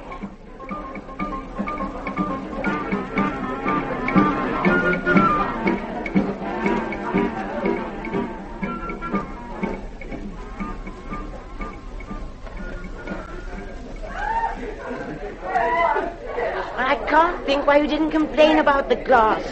I told you it was filthy as soon as I saw it. My dear Betty, it wasn't filthy. There was a spot on it, a minute spot. In any case, it's not important. It is to me. I hate anything like that. I don't know what's come over this place. I really don't. Well, if you don't like it, you don't have to come. Oh, don't be tiresome, Lance. Get me another drink. Don't you think you've had enough for one night? If I thought I'd had enough, I wouldn't ask for another, would I? Well, this has been a very pleasant evening, I must say. Where is Fabian? I came here to dance. It's perfectly obvious that Fabian isn't going to put in an appearance tonight. So if you want to dance, you might just as well dance with me. I said dance, darling. Dance. Betty, pull yourself together. Here are the temples. Where? Oh. What a wonderful dress. Now, where did she get that from? She didn't buy it from me. Betty, now please. Now remember. Hello there. Oh, hello, Miss Wayne. Good evening, Mr. Reynolds. Good evening, Mrs. Temple. Hello, Temple. Hello. You know Miss Wayne? Yes, of course. Darling, I'm waiting for my drink. Oh, I'm so sorry. May I get you a drink, Mrs. Temple? Thank you. May I have a dry martini? Yes, of course.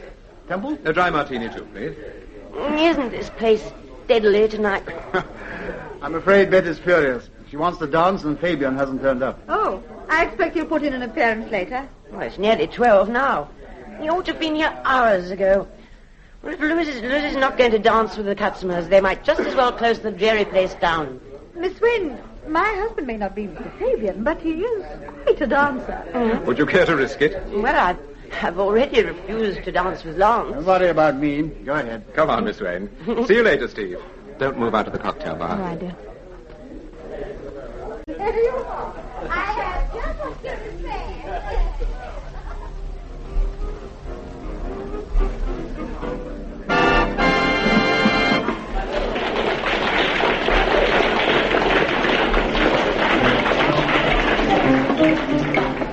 Do you want to carry on? Why not? Your wife underrated you. You're a very good dancer, Mr. Temple. Thank you. And thank goodness a silent one. Lance talks the whole time and never stops. Really? It's infuriating. Miss Wayne, you remember when Steve and I called round the other night? Yes. I believe I told you we saw Wilfred Sterling. You said you thought you'd seen him. Oh, we saw him, all right. He just left your flat. Listen, I told you then, and I'm telling you now. Wilfred Sterling hasn't been near my flat. Is that the truth? Yes, that's the truth. All right, I believe you. Well, that makes a nice change anyway. It's a very nice dress you're wearing. What do you know about dresses? Well, judging from the number you've sold my wife, I'm practically in the business. Well, if you're in the business, where did I get this from? Well? I never make a deduction without studying the evidence. I should say it's either Steeble or Dior. Correct? Well, there you are. You see, I'm an expert. Not on dresses. I bought this in a sale straight off the peg. Well, it looks like Dior. On you, anyway.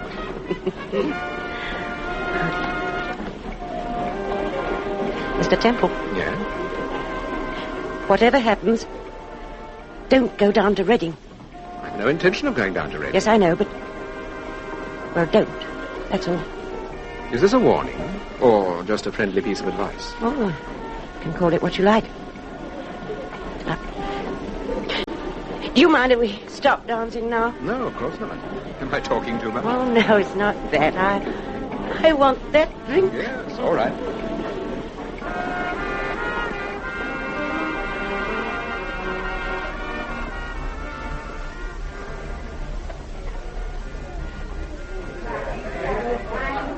Here you are, Betty. Here's a drink.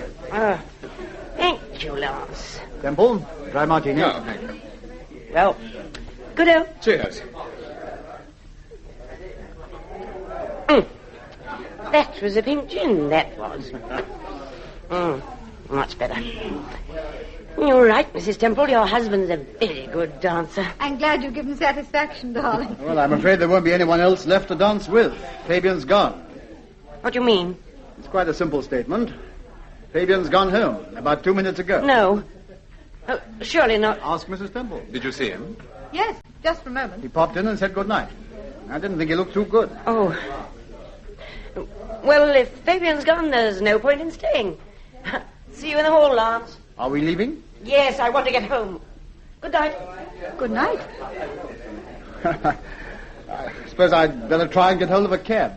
Unfortunately, my car's in dock. Now, won't you have another drink before you go? No, I don't think I will, thank you. Oh, by the way, there's a rumor that Howard Gilbert's going to be reprieved. I believe it's in the stop press of one of the papers. No, I haven't heard anything. Haven't you? Did you see the Home Secretary? It's not my job to see the Home Secretary. But I believe Sir Graham Forbes has seen him. Oh. What do you think the chances are? I don't know, Reynolds. We shall just have to wait and see. Yes. I mustn't keep Betty waiting. That would be disastrous. Good night. Good night. Was Reynolds right? Did Fabian look under the weather? Certainly did. It sounds as if the inspector really did lay into him. Yes. Finish your drink, Steve. I want to get off. Why? Are we going home? No. Where are we going? To Reigate House. But that's where Miss Wayne lives. I know. I'll see you in the front, Steve. I'm going to get the car.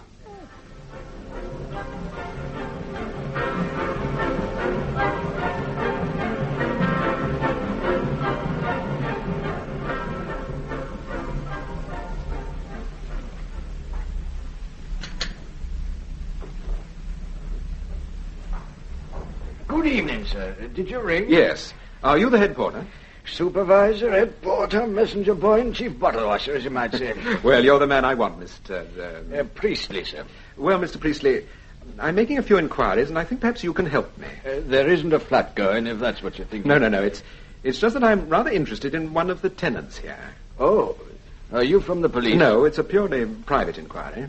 Well, what is it you want to know? Who occupies the flat immediately above Miss Wayne? Above Miss Wayne?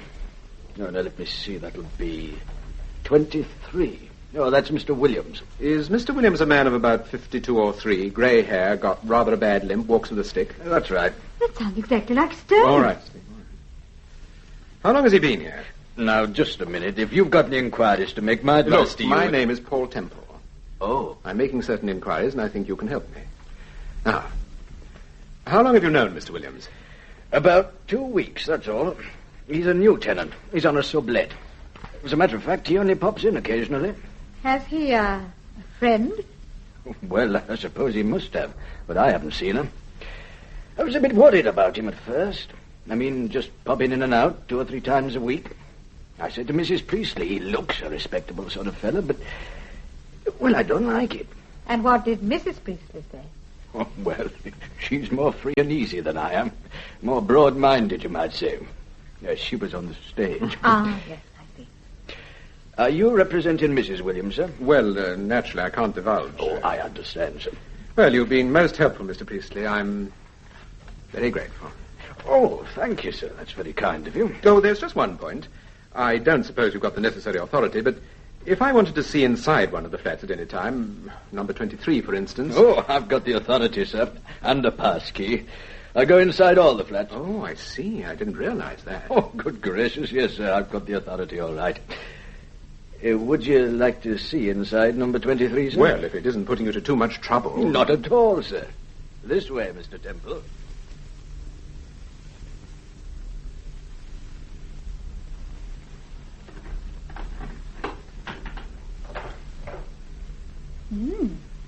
Very nice flat. That's the lounge. The bathroom's over there. 2 bedrooms. Are all these flats built the same? Yes, they're all the same. Do you mind if I have a look in the lounge? No, of course not. Oh, nice curtain. Who does this flat really belong to? Mr. and Mrs. Svensson. They're a Danish couple. Very nice. They usually spend 2 or 3 months abroad every year. Are you looking for something, Mr. Temple? Yes, as a matter of fact, I am. And by Timothy, I think I've found it. Careful with the settee, sir. Move that end away from the wall. Here, what's the idea? Come on, give me a hand. There, that's it. Now, there's a small case down here. I want to get hold of it. Here we are. What is it? Now, what does it look like? It looks like a portable gramophone. Yes, but it isn't. Who cleans this flat? I think Mr. Williams does it himself. If he's got a daily, I haven't seen her. Look here. What is that thing, Mr. Temple? Yes, what is it? I'll show you. Well? Just a minute. I've seen one of them things before, in the army. In the army? Yes, they used to put one in the Jerry's quarters and listen into what they were saying. Here, what's Mr. Williams doing with it? I'll give you 3 guesses. He's been listening to what's been going on in the flat below. Yes, he'd only have to stick those headphones on and he'd hear every word. But why should Mr. Sterling want to listen to Betty Wayne? Sterling, did you say? Is that what they call this bloke, Sterling? Yes. And he wouldn't be any relation to Brenda Sterling, the girl that was murdered. Yes, it's her father. But she worked at Conway and Races. Well? Well, so does Miss Wayne. Yes, I know. You're not representing Mrs. Williams, are you? Well, as a matter of fact, I'm not representing anybody. Unless it's Howard Gilbert. You mean you're on the Gilbert case? Yes. Oh, why? Don't you think he did it? Shh. Quiet a minute. What is it? There's someone down below. Yes, it's Miss Wayne. She's just come in. She's just closing her front door. Mr. Priestley, I've taken you into my confidence over this business. Now, I don't want you to say anything to anybody about this machine. You understand? Yes, sir. Now, give me a hand with the settee, will you? I want to put this thing back exactly as I found it. Oh, it's all right, Mrs. Temple. We can manage. There we are. That's it. Yeah. That's fine. Thank you. Mr. Temple. Yes? This fellow Williams, or Sterling, rather, he always slips me 10 bob every week. Well? Do I go on taking it? I mean, now I know he's up to no good. It didn't matter so much when I thought it was just a bit of slap and tickle.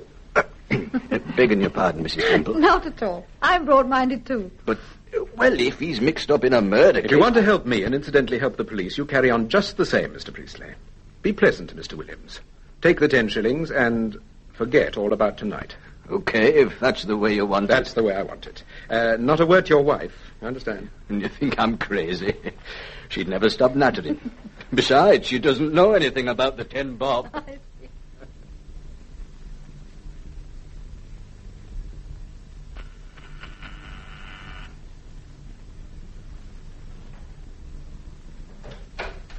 Hello. What do you want? I want to talk to you, Miss Wayne. May we come in? Well, it's very late. I'm tired. I want to go to bed. Yes, I know it is, but there's something I want to tell you. Well, it'll have to wait. I'll see you tomorrow. I don't want to talk. I got a beast of a... Oh, I'll soon cure that. Now, come along. I want to talk to you. Oh, all right. You can come in for 5 minutes. That's all. Just for 5 minutes. Okay. I'm afraid you won't get much out of her. No, don't worry. She'll sober up. Well, what'll you drink? Nothing for me, thank you. Oh, nonsense. You must have a drink. I'd like a glass of soda water, please. What, just plain soda? That's all. Everybody to their taste. Now, fill it up. No, right up. Right up? That's it. Here you are. It's right up. Look, have you don't spill it. Thank you. Now, I'll have a little gin. Miss Wayne. Yes. Look at me. What? Oh, you fool, you stupid fool. You soaked me, completely soaked me. Now, sit down and drop the act. You're as sober as I am. Get out of here, do you hear? Get out. Pass me that siphon, Steve. What? You heard. Pass the siphon. You wouldn't have the nerve to Wouldn't I? Now, Miss Wayne. What did you mean when you said, whatever happens, don't go down to Reading? I don't know what you're talking about. You know what I'm talking about. You said that to me while we were dancing. Oh, leave me alone. For heaven's sake. Miss Wayne, in 5 days' time, Howard Gilbert goes to the scaffold for the murder of Brenda Sterling. I don't think he committed that murder. I don't think you think so either. I don't know anything about it. Just because Brenda Sterling worked in my department doesn't mean that I was a friend of hers or that I even knew what kind of a person she was. What kind of a person is Mr. Reynolds? What do you mean? He's a friend of yours, isn't he? We've seen you with him often enough. What's Lance got to do with Brenda Sterling? He shared a flat with Howard Gilbert. He brought me a letter addressed to Gilbert from a gentleman named L. Fairfax. I don't know what you're talking about. Oh, please leave me alone. I'm tired and I'm terribly worried and I want to go to bed. What are you worried about? Mr. Temple, please. Don't ask her any more questions. All right. When you said whatever happens, don't go down to Reading, I think you were trying to warn me against something. Now, for some reason or other, you've changed your mind. Well, now I'm going to give you a warning. Be careful what you say in this flat. What do you mean? Have you ever seen the man who has the flat immediately above this? Mr. Svensson? No, Mr. and Mrs. Svensson are away. They've let the flat to a man called Williams. And Mr. Williams, for your information, happens to be Wilfred Sterling. Nonsense. No, you're just saying that because... Ask the porter. Ask him to describe Mr. Williams to you. Is this true, Mrs. Temple? Yes. What did you mean when you said, be careful what you say in this flat? The flat's been wired. Sterling's been listening to your conversation. That's why he took the flat. Look, Oh, she's fainted.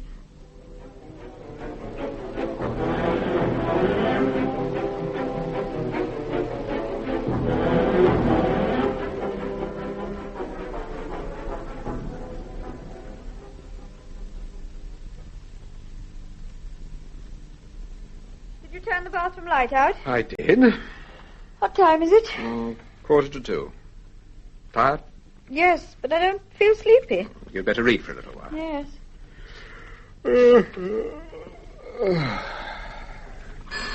Oh, now who on earth can that be? Fine time to ring anyone. Hello? Hello, Paul Temple. Speaking. Oh, this is Wilfred Sterling. I've just had a reporter on the telephone. He tells me there's a rumour that Howard's been granted a reprieve. Is that true? No, I don't think so. Oh, then there isn't any news. Not yet, Mr. Sterling. I'm sorry to have bothered you. Only this fellow seemed pretty definite. No, it's all right. Oh, while you're on the phone, there's something I want to ask you. Yes? Did your daughter ever go to a club called La Mortella? I wouldn't know. I see. Well, good night. Good night. And again, I'm sorry to have disturbed you. Oh, that's all right. What did he want? Well, apparently a reporter telephoned him. There's been a rumour that Gilbert's been reprieved. Do you think it's true? No, Sir Graham would have let me know. Besides, there isn't enough evidence to reprieve Gilbert. Not yet, at any rate. Paul, I've been thinking about that story Lynn Ferguson told us. Mm-hmm. It's rather curious that the person who asked her all those questions went out of his way to... Did you hear anything? What? There's someone outside on the landing. Nonsense. There you are. Who is it? It's me, sir, Charlie. Oh, come in, Charlie. What is it, Charlie? What's the matter? Oh, there's a Mr. Fabian to see you, sir. What? At this hour? Yes, sir. He says it's very important. I didn't hear the front door bell. No, he didn't ring, madam. You see, I went down to get a glass of milk, and just as I got down, Mr. Fabian knocked at the door. Where is he now? I put him in the drawing room, sir. Oh, he isn't half in a tither about something. Well, I wouldn't have asked him in, sir, but, well, I knew you knew him, and I didn't want him to That's think... all right, Charlie, all right. You say he's rather het up about something? Blimey, not half. Well, make some coffee and bring it into the drawing room. Okie doke, Mrs. Oh, yes, Mrs. Temple. Thank you, Charlie. There's no need for you to come down, Steve. I know, dear, but I'm coming.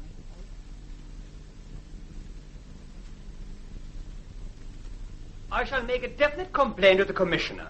He had no right to ask me those questions. His manner was aggressive and most unpleasant. Yes, I appreciate that, Fabian. On the other hand, the inspector was only doing his duty. If you want my frank opinion, the police want a scapegoat for this affair. And they picked on me. Nonsense. Then why did he go on asking me those questions? Because the people who kidnapped Miss Ferguson were chiefly interested in her reasons for visiting your club.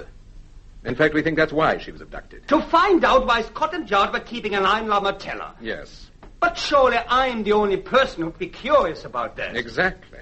Now you know why the inspector asked you so many questions. Mr. Fabian, was that your only reason for coming here at this hour of the morning to complain about Inspector Kingston? No. I saw your husband this afternoon, Mrs. Temple, and he asked me certain questions about Mrs. Talbot. Yes? Well, I told him that I had never seen Mrs. Talbot, and she had never been to the club. Well? That I'm afraid was a lie. Mrs. Talbot came to La Mortella several weeks ago with Betty Wayne. Then why didn't you admit that this afternoon? I couldn't. Why not? A great many things have happened since this afternoon. May I have a cigarette? Yeah, help yourself. After I left the club tonight, I made a telephone call to an old associate of mine. You noticed I used the word associate, not friend. Go on. His name is Westerman. He was a friend of Mrs. Talbot's. In fact, it was through Westerman that she came to La Mortella. Let's go on. For consideration, Westerman is prepared to tell you all about Mrs. Talbot and her association with Betty Wayne.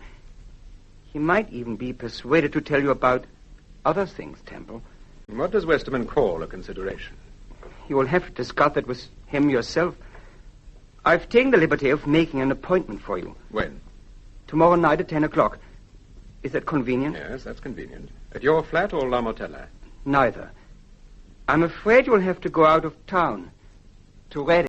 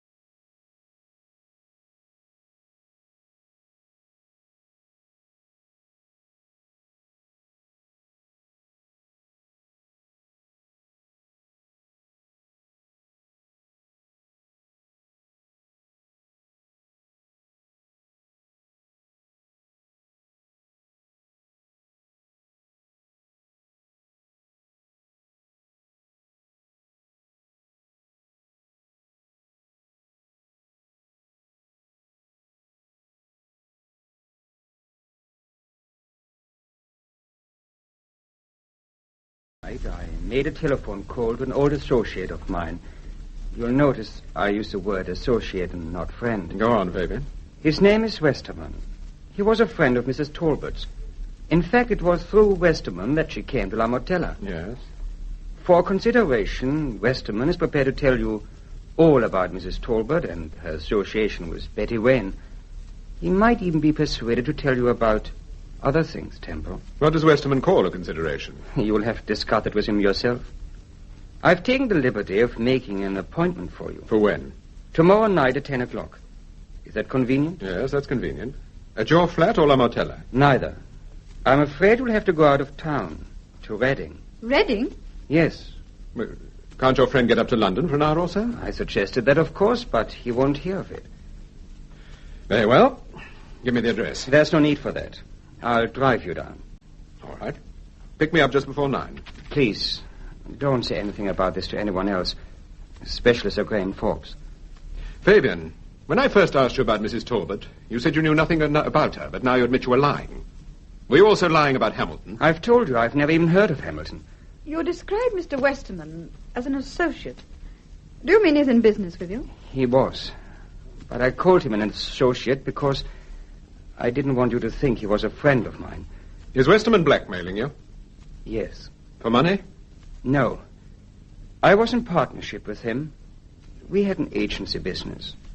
Then we had a row and decided to split up. 18 months later, I went into business on my own and opened La Mortella. Yes? About a year after the club opened, I had a letter from Westerman asking me to go down to Reading. When I saw him, he said he wanted me to make certain friends of his members of La Mortella. 2 of them had actually already applied for membership, and I had turned them down. Why? Because if you want to run a successful nightclub, Mrs. Temple, you have to be very careful of your clientele. Yes, I suppose so. Well, for certain reasons, I had to do what Westerman wanted. Mrs. Talbot was made a member, so was Betty Wayne, Brenda Sterling, and a girl called June Michael. I see. And what about Mr. Reynolds? Reynolds? Was he a friend of Westerman? Oh, no. Lawrence Reynolds is one of our original members. In any case, one can't object to Reynolds, surely. On what grounds would you object to Betty Wayne? She drinks too much. Isn't that good for business? Up to a point. And she goes beyond that point? Sometimes.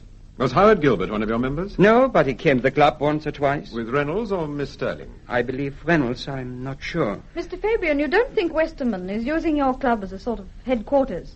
I mean, if he was mixed up with Mrs. Talbot... That's exactly what I wondered, Mrs. Temple. I also wondered if Westerman was responsible for the disappearance of Miss Ferguson. Who told you that Miss Ferguson was attached to Scotland Yard? Westerman. And you believed him? His information's usually pretty good, especially where the police are concerned. What exactly was your business with Westerman? I told you we had an agency. Yes, but what kind of an agency? We bought and sold things. Did you deal in drugs? Good heavens, no. Whatever makes you ask that? Because that's why Miss Ferguson was watching La Mortella. For drugs? Yes. Scotland Yard suspected that your club was being used as a centre. But that's absurd. Why on earth should they think that? I don't know. But they did. Well, it must be nearly 2 o'clock, so unless there's anything else... Yes, of course. I'm sorry. I didn't realize it was so late. I'll see you tonight, then. Yes. 9 o'clock. 9 o'clock. I thought it was never going. I didn't realize it was so late. Would you like some of this coffee? Yes, I think I would. Might as well drink it. I don't feel a bit sleepy now. No, neither do I. Oh. I was just thinking, Steve. Hmm? If I'd taken no notice of Sterling and we'd gone on that holiday, should probably been in Paris by now. Yes. We might even have got as far as Dijon. Ah, Dijon. Mm-hmm. I know this is jolly good coffee. It was meant for Mr. Fabian. Well, in that case, I'm glad I got rid of him. Paul, do you believe that story of his? You mean about Westerman? Yes. Did you? I'm rather dubious. Rather dubious. What's happened to that good old intuition of yours? What do you mean? It was a pack of lies from start to finish. There isn't a Mr. Westerman. There never has been a Mr. Westerman. Are you sure? Of course I'm sure. Paul, I know you hate to be asked pointed questions, especially at this stage. No, far ahead. Ask me anything you like. I'm in a very good mood. Yes, you certainly are. Well, do you think Fabian is the man we are looking for? The man you're looking for, darling, or the man I'm looking for? No, you know perfectly well what I mean. Is Fabian Mr. Hamilton? Ah, that's a pretty pointed question. I told you I was going to ask pointed questions. That's quite right, darling, you did. Look, Paul, who murdered Brenda Sterling? Was it Howard Gilbert or someone else? Someone else. Are you sure? Yes, I'm sure. Did the same person murder Mrs. Talbot? Yes. That visit we made to the reference library was quite a lucky break, wasn't it? Quite a lucky break. Paul, I think I know who it is.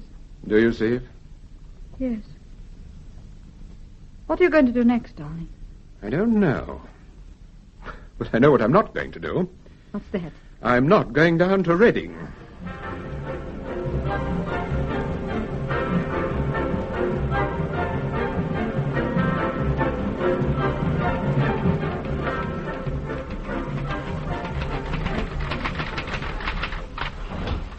Inspector Kingston's here, Paul. He wants a word with you. Yes, all right.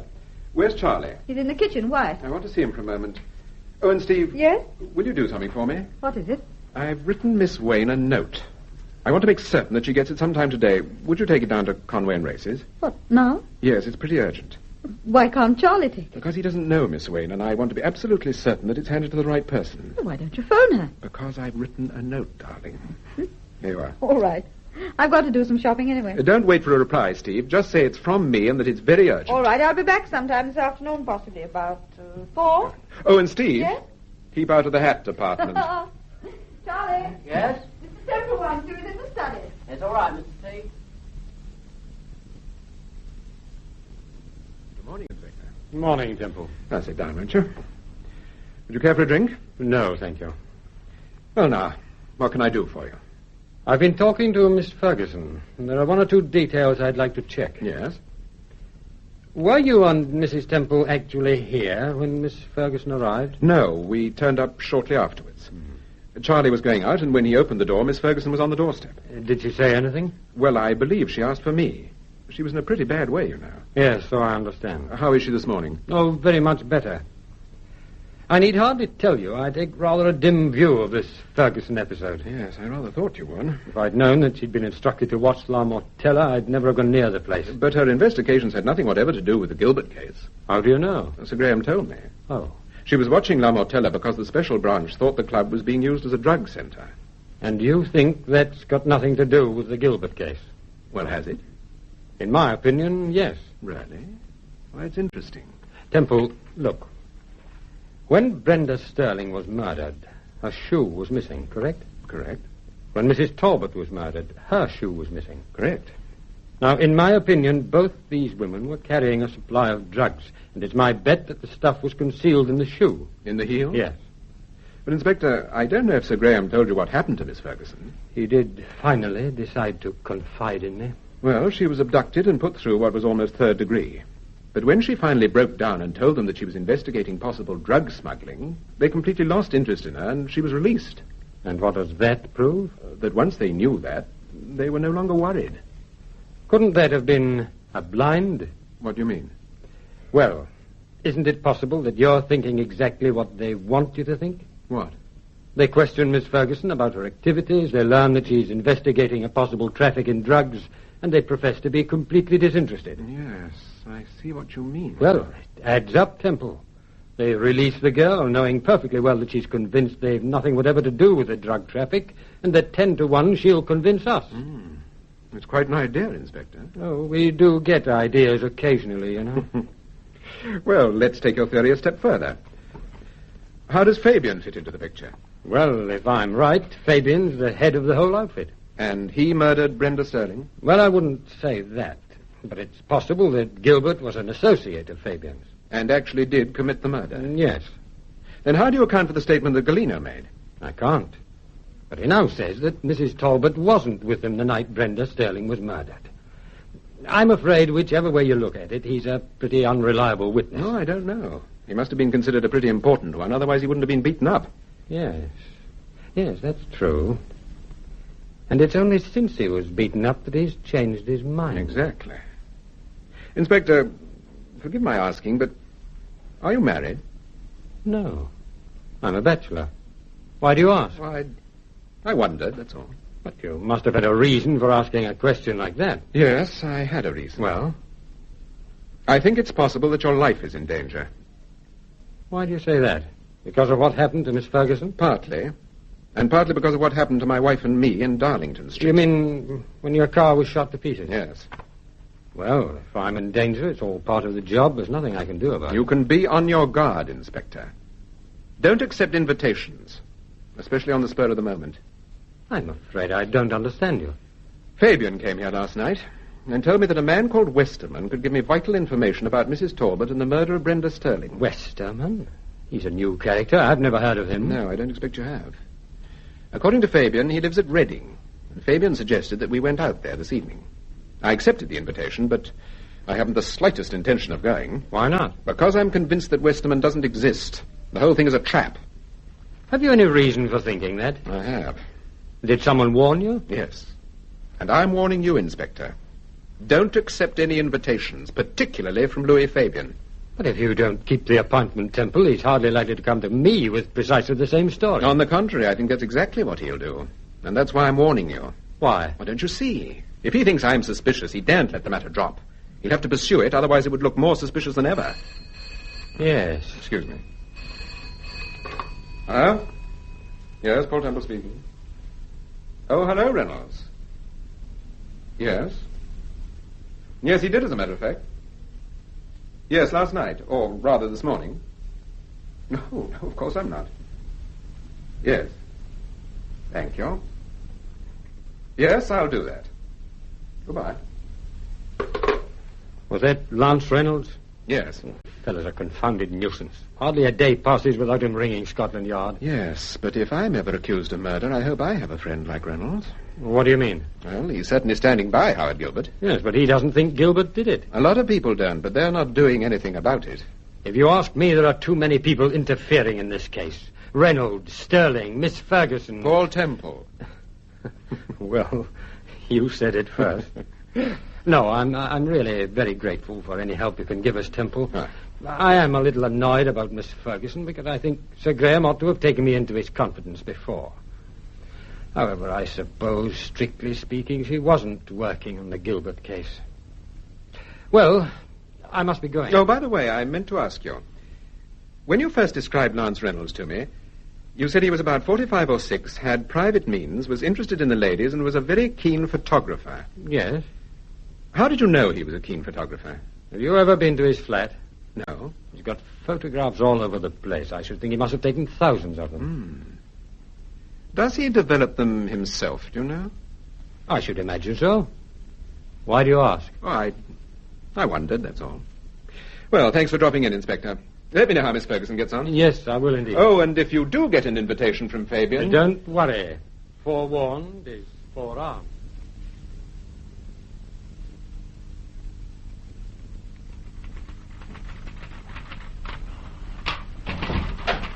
Did you ring, sir? Yes.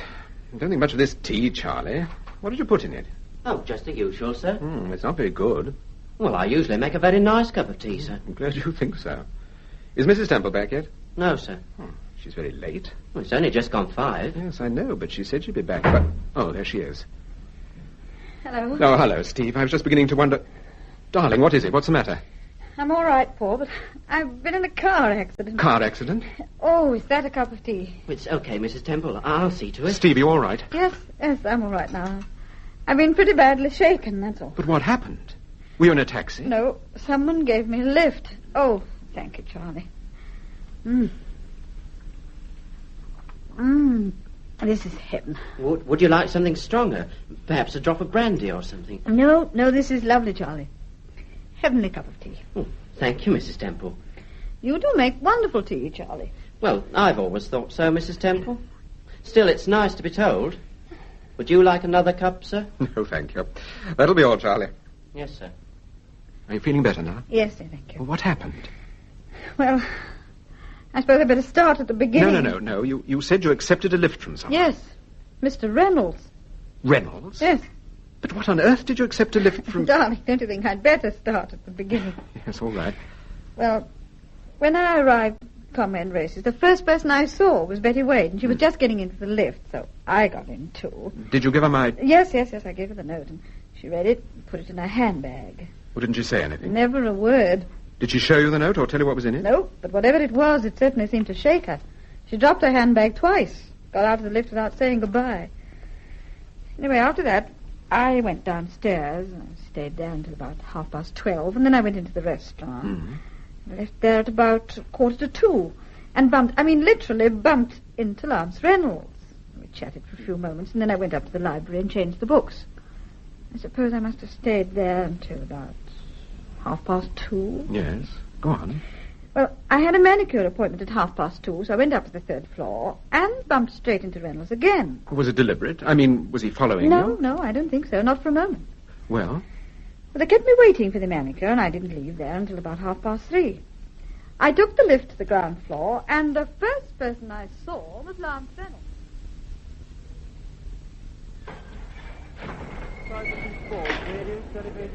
Oh, really?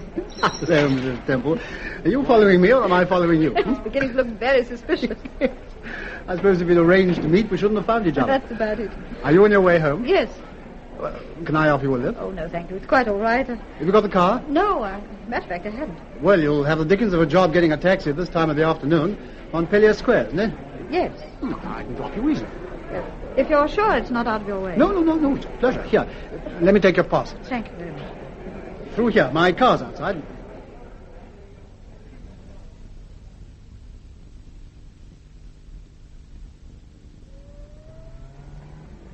Well, this is awfully kind of you. Not at all. I'm rather glad we bumped into each other. Oh, why? Well, the first time we met, I had the horrid feeling that we didn't quite, see eye to eye. See eye to eye? What about? Well, nothing in particular, but I felt you'd taken rather a dislike to me. Oh, well, that isn't quite the same thing. I frequently don't see eye to eye with my husband, but we certainly don't dislike each other. I'm afraid I've expressed myself rather badly. Well, the fact is, I was in rather a bad mood when I brought that letter to your house the other night. By the way, what happened about the letter? Did your husband discuss it with Inspector Kingston? Yes, I believe so. I know he discussed it with Howard Gilbert. How did you know that? Because Howard wrote to me. Oh, We were very good friends, you know, Miss Temple. We still are. of course. That letter seemed to me frightfully important. After all, her diary proved that Brenda did know someone called Fairfax. Yes. Traffic seems to get worse every day. Yes. We'll soon be clear. Did you see Miss Wayne this afternoon? This morning, we had lunch together. I gather you delivered a message from your husband. A note, yes. You happen to know what was in the note? No, I'm afraid I don't. Didn't Miss Wayne tell you? Yes. As a matter of fact, she did. Why are you asking me? I simply wanted to know if you knew. What was in it? You'll have to ask your husband, Mrs. Temple. Incidentally, give him my regards when you see him and tell him I gave you a lift home. Yes, of course. It's funny how one can form a definite opinion of a person before meeting them, and then find that they're, well, not quite what you expected. Do you mean my husband? Yes. When I met him for the first time, I was surprised to find The car's trying to cut Well, in. there's plenty of room. I was saying I met your husband for Look the first out. time. What a stupid ass. What are you trying to do? We're going to hit the curb.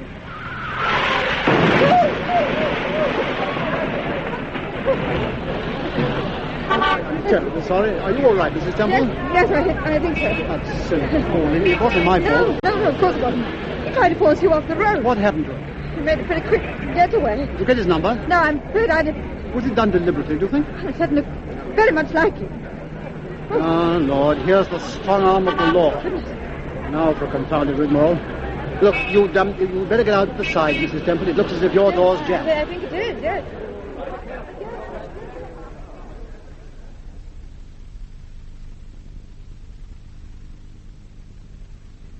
Well, after I made a statement, I took a cab and then came straight home. I must say, Reynolds kept his temper very well after all the accident. Wasn't his fault. No. Did you see the driver? Yes, but I wouldn't recognize him again. It was an open car. He was wearing a scarf and a pair of sunglasses. Oddly enough, I saw the car at Hyde Park Corner, but I didn't take any particular notice of it. He was probably tailing you. Yes, in view of what happened, I think he must have been. You know, I'm sure he did it deliberately. Yes. Steve, you don't know how lucky you are. I've got a pretty good idea. It was my side of the car that he very nearly... I'll take it. All right. Probably Reynolds. He said he'd ring to see if I got home all right. Hello? Yes? Oh, hello, Miss Wayne. No, he's here now if you'd like to have a word with him. It's Betty Wayne. She wants to talk to you. I'm awfully het up about something. You surprise me. Hello, Miss Wayne? Yes? Yes, I know. I've just been hearing about it. My wife was with him. Didn't he tell you that? No. Just a coincidence. Yes, I think so, too. The sooner the better. Do you want to come here, or shall I... All right, I'll be there in 20 minutes. Goodbye. Well? My note did the trick. I thought it would. Paul, what was in that note? Would you like to see a copy of it? I certainly would. Here you are. Why, Paul! Don't look so staggered, darling. And now I'm going to see her. Are you coming? Just try and stop me. Oh, they don't be long. I want to get there as quickly as possible. Is she going to talk? I hope so, Steve. I sincerely hope so.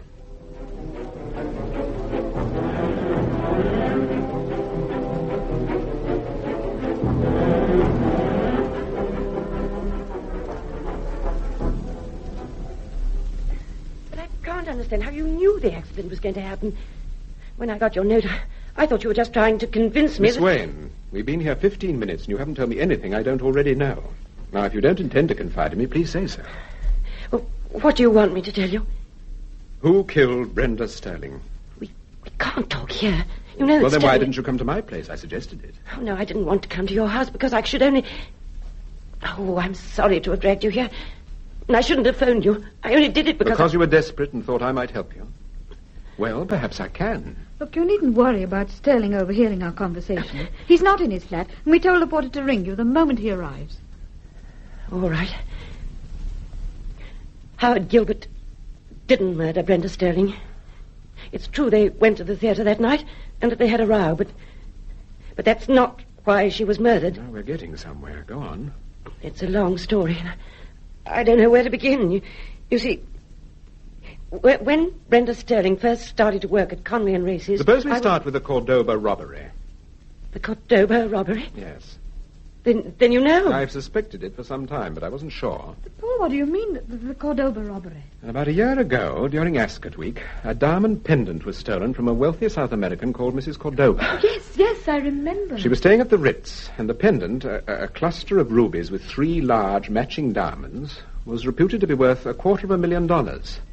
The Yard investigated, but the pendant was never recovered. Well, now you go on, Miss Wayne. Well, Mrs. Cordoba often came to Conway and Races. I sold her literally dozens of dresses.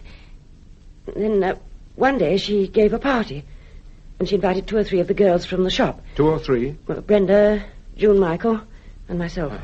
Go on. We went to the party, and we thoroughly enjoyed ourselves.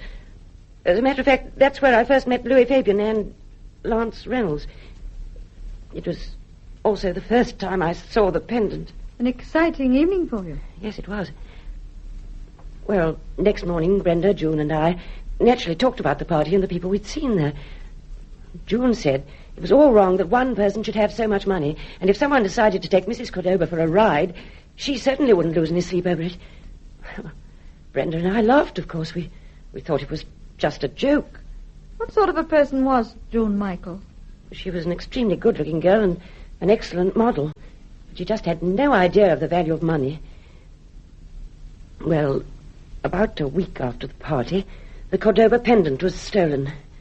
And naturally, the papers were full of it, and Brenda, June, and I were pretty excited. We felt that, having actually met Mrs. Cordoba and seen the pendant, we were, well, part of the whole thing. Yes, of course. And then, about a fortnight after the robbery, June was taken ill. When she came back to the shop, she looked as if she'd had a pretty bad time of it. She said she'd caught a germ of some sort and that she'd also been upset by the sudden death of a close friend. Brenda asked her who the friend was, but she didn't tell us. Well, she seemed to be her old self again quite soon. Oh, well, I say she was herself, but actually she was more independent. And there were times when she'd suddenly get quite impudent. On one occasion, I just had to report her to the manager. Go on. Of course, she was annoyed about this, and for several days we didn't speak. And then, about a week later, June asked me round to her flat. Well, I was rather glad that she decided to, bury the hatchet. And when I arrived, I was surprised to find that she'd prepared quite an elaborate dinner, and there was a maid in the kitchen, and, the whole setup seemed to be strangely luxurious. Anyway, it was obvious that she wanted to be friends again. After dinner, there were just the 2 of us, June made a brief reference to her friend. The one who had died? Yes. She said that he was a stockbroker and had left her £3,000. And I said, well, that was a very nice windfall, but it would very soon disappear. She gave many expensive dinner parties. And she just laughed and said, don't worry, Betty, there's plenty more where that came from. Plenty more where that came from? Yes. And just as I was leaving, she gave me a parcel and said, this is for you, Betty. It's just a little present, darling. I took the parcel home, but I was so tired I didn't open it until the next morning. Yes? But you'll never guess what was inside that parcel, Mr. Temple. I know what was inside it. A pair of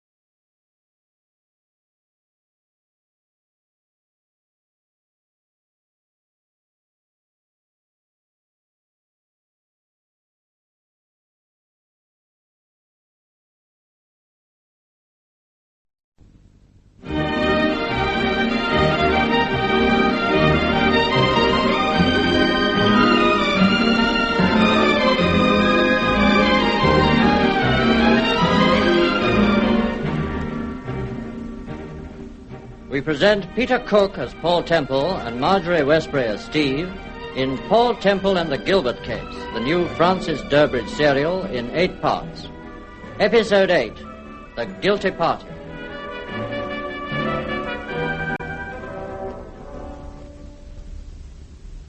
Just as I was leaving, June gave me a parcel and said, "This is for you, Betty. It's just a little present, darling."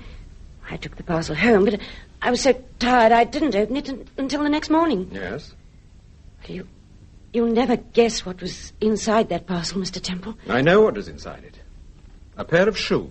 A pair of shoes? Am I right? Yes, but... When did June give Brenda Sterling her present? But how did you know? Didn't she give her a pair of shoes as yes. well? Were they the same as yours?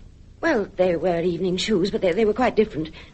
But how did you know that June had given Brenda a pair of shoes? Did she tell you? I never met Brenda Sterling. Well, how did you know?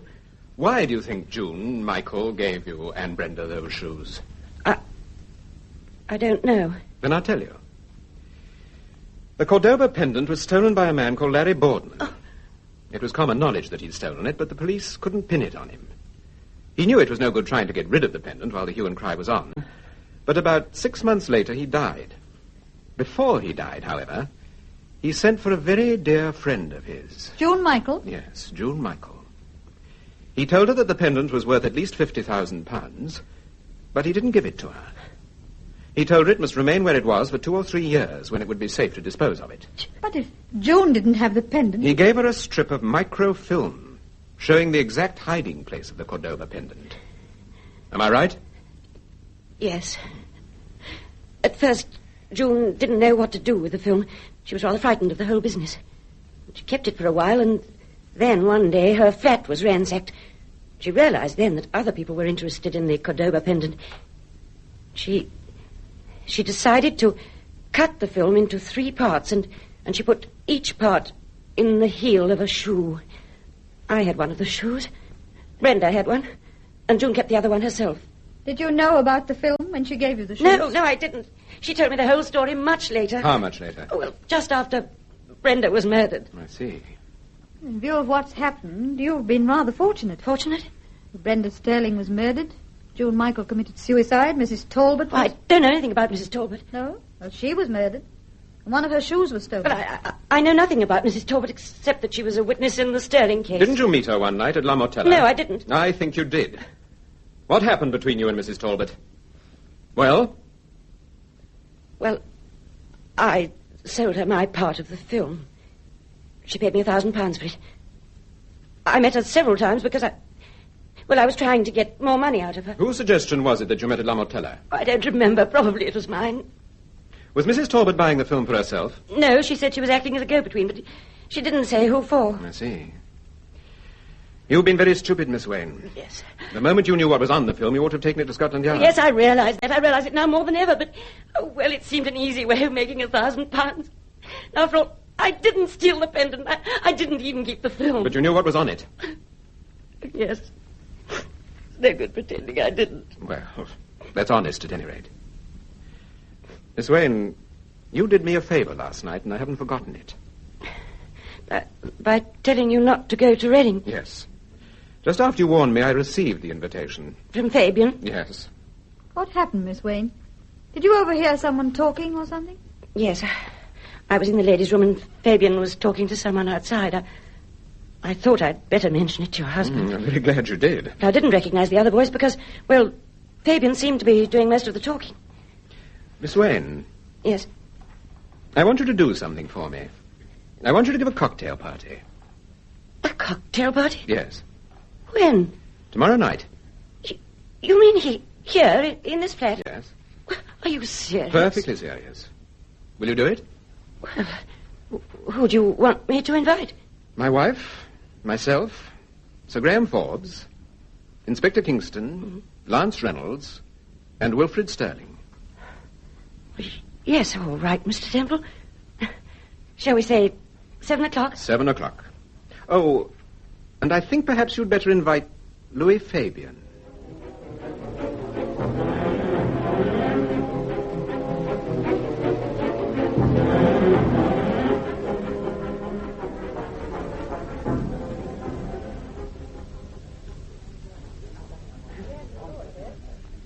Have a glass of sherry, Mrs. Temple? No, thank you. Lance? I'm all right, thank you, Betty. Inspector. Oh, you've got whiskey. I'd like some more soda, if I may. Oh, yes, of course. Here you are, Inspector. Thank you. You don't look too happy with your glass of sherry, Mr. Fabian. No, please. It's very good, sherry. Look, Betty, I've got an appointment at 7:30. How long is this thing going on? I don't know. It wasn't my idea. What do you mean? It wasn't your idea. Oh, don't be silly, Lance. Do you think I should have invited all these people?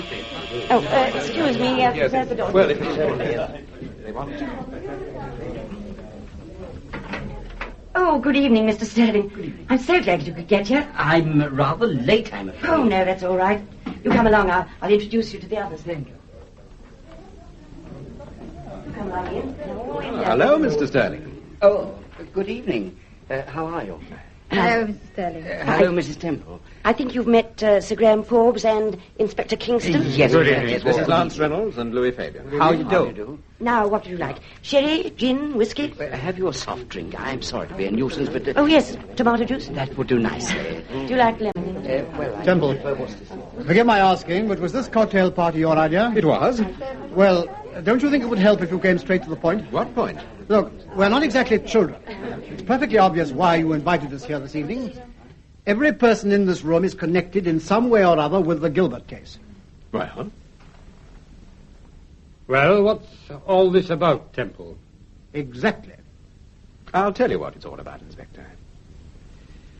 A girl called Brenda Sterling was murdered, and her fiancé, Howard Gilbert, was arrested. You all know what happened.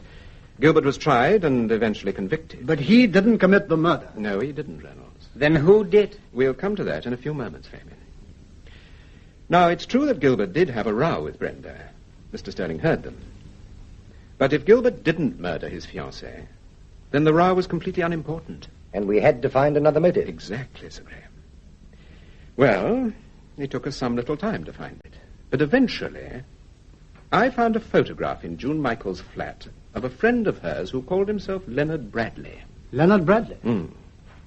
Now, we discovered that Bradley was really Larry Boardman. Larry A Boardman? notorious crook who, it was generally accepted, had stolen the Cordoba pendant, which, incidentally, has never been recovered. But Boardman's dead. I know. But just before he died, he gave June Michael a microfilm, which indicated the hiding place of the pendant. Several attempts were made to get hold of the film, and in desperation, June split it into 3 parts and hid each part in the heel of a shoe. She kept one shoe herself. The others were given to Brenda and Mrs. Talbot. To Brenda, yes, Mr. Sterling, but not to Mrs. Talbot. Oh. But, just a minute, Temple. If Mrs. Talbot didn't have one of the shoes, then she didn't have a portion of the film. I said it wasn't given to her by June Michael. In actual fact, she had it, but she bought it from someone. From Brenda Sterling? No, from someone else. But how does this fellow Hamilton fit into the picture? The night you came to La Mortella, you kept asking me if I heard of anyone called Hamilton. Hamilton, or rather the person who chooses to call himself Hamilton, knew that Larry Boardman had given June Michael the microfilm, and he was determined to get it. He murdered Brenda, faked the June Michael incident to look like suicide. Are you suggesting June Michael was murdered? I am, Inspector. And then he commissioned Mrs. Talbot to buy the third and missing piece of microfilm, which she did for £1,000. Mrs. Talbot refused to hand it over, except at a substantial profit. So, Hamilton agreed to meet her at Farnham. And while this meeting was taking place, he had our flat searched. And did Hamilton fake the evidence against Howard? Of course. After he'd got Mrs. Talbot to swear she'd seen him leave the bomb site, there wasn't a great deal of evidence to fake, although they faked it most successfully, as we know. But Gilbert did have a row with Brenda, and he did make a false statement to the police. I see. Yes, but you still haven't told us who is Mr. Hamilton. Don't you know, Mr. Fabian? Well, don't you? Look out, Temple. Stand back. If anyone comes near me, I warn you, I'll shoot. Put that gun down, Fabian. Don't be a fool, man. Put it down. I warn you. Get away from that door. Keep away from the door, Miss Wayne. Now look. I'm going to take this key and I'm going to lock the door from the other side. If anybody rushes me, I'll shoot. No, we don't move, Temple. I told you I'll shoot through the door if anybody comes near it.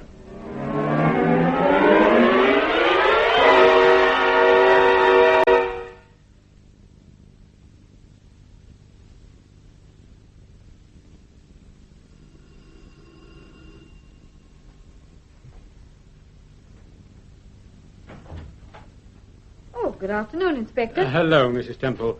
Is your husband in? No, I'm afraid he isn't, but I'm expecting him at any minute. Oh. Well, I won't stop. I've got an appointment at 5:30. Is there any news? I'm afraid not. It's early days yet. We'll pick him up all right, don't worry. I expect you've had a pretty hectic 24 hours. Hectic? I never want to see another railway station or airport as long as I live. According to the newspapers, the whole of Scotland Yard is... Oh, there's a telephone. Would you excuse me? Yes, of course. I'll phone tomorrow morning. All right, Inspector. Goodbye. Goodbye.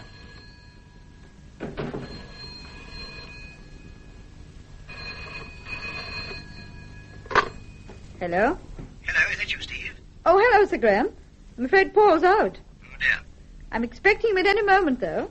Did he leave any message? No, he simply said that if you telephoned, I was to ask him. Oh, wait a minute. I think he's just come in. Oh, hello, Steve. Is that for me? Yes, it's Sir Graham. Oh, good. Did you see Inspector Kingston? No. Oh, only just this minute left. I can't think how you missed him. Hello, Sir Graham. Well, what's happened? It's all right. There's no need to worry. You sure? Yes. Well, remember, he's got the complete film. And if he doesn't keep this appointment... Oh, this is one appointment he will keep. Now, you won't forget, Sir Graham, the whole place surrounded. We're all ready, Temple. Everything's laid on. We're just waiting for the green light. Well, you'll get it tonight, Sir Graham. Good. 9 o'clock? 9 o'clock. At La Mortella.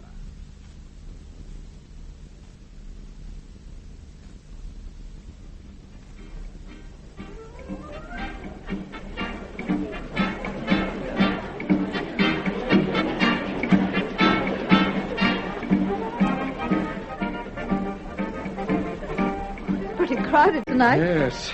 Let's go through to the dining room.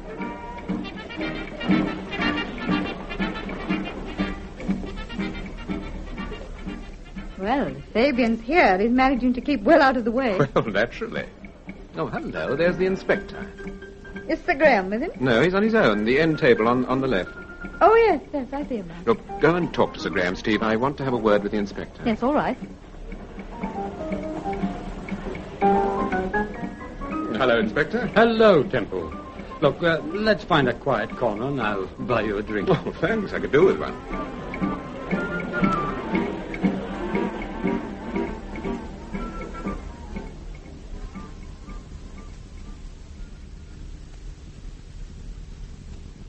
Well, still no sign of Fabian. No. Look, let's put our cards on the table. Whatever made you suspect him? I must confess he was way down on my list. Who was at the top of it? Well, Howard Gilbert, of course. Yes, I know, but... Ah, you mean later, after the June Michael incident? Yes. Well, quite frankly, I suspected Lance Reynolds. I can understand that. Reynolds was friendly with both Betty Wayne and Howard Gilbert. Betty told him she had part of the film. And Reynolds realized that if Howard Gilbert could get him the second part from Brenda Stone... He'd be 2/3 of the way home. Exactly. All he had to do then was to get the third piece of film from June Michael. Yeah? Gilbert, however, wouldn't play. So, Reynolds decided to enlist the services of Wilfred Sterling. He told him about the film and promised him a cut of the proceeds. But before Sterling could get the film from Brenda, she was murdered. By? By Hamilton, who already knew that the film had been cut into 3 pieces and that Brenda Sterling had one of them. Now, Sterling, of course, was really stunned by the murder. But Reynolds, who already knew quite a lot about Hamilton, realized that Hamilton must be the murderer. When Howard Gilbert was arrested, they were both horrified. Then Sterling produced a diary of Brenda's which seemed to establish that she had been meeting a Mr. Fairfax. Reynolds, firmly believing that Fairfax was another name for Hamilton, concocted a letter which was intended to show that Gilbert had been framed, which indeed he had. By Hamilton? By Hamilton. Yes, but how does Mrs. Talbot fit into all this? She was told by Hamilton to get Betty Wayne's portion of the microfilm. She was successful. But Reynolds was furious when he heard that Betty had sold her portion of the film to Mrs. Talbot for £1,000. He immediately... Offered Mrs. Talbot $1,500. Well, I don't know what Reynolds offered her, but that's why he telephoned her that day when we were at Soho Square. He said, "What about the Hamilton affair? Do I get the third shoe? In other words, do I get the third piece of film?" Well, we know what happened to Mrs. Talbot. Yes. But she was the sort of person you could very easily underrate. Why do you say that? Well, even Hamilton underrated her. He did? He must have paid her a substantial sum to testify against Howard Gilbert. Unless he was blackmailing her. There's a possibility of that, of course. But it's my bet she was about to blackmail him. But she had never actually met him. No. Well, how could she blackmail him if she didn't know who he was? She began to suspect. She made inquiries. She even went to a reference library. A reference library? She looked up the person she suspected in a reference book. I suppose she must have found out certain things about the mysterious Mr. Hamilton and wanted to check them against the biography of the person she suspected. How do you know that? Peter Galino said they met in a reference library. Yes? Well, I went there and found that Mrs. Talbot had asked for 2 books. One was a book called The Theory of the Photographic Process. Now, that's funny. Reynolds is interested in photography. It's his hobby. Yes. But it was the second book she was interested in. Really? Yes. The second book. Temple, what do you think our chances are? Of what? Of catching Fabian. Oh, I think they're excellent, but we don't particularly want to catch him, do we? What? What do you mean? Why don't you ask me the question, Inspector?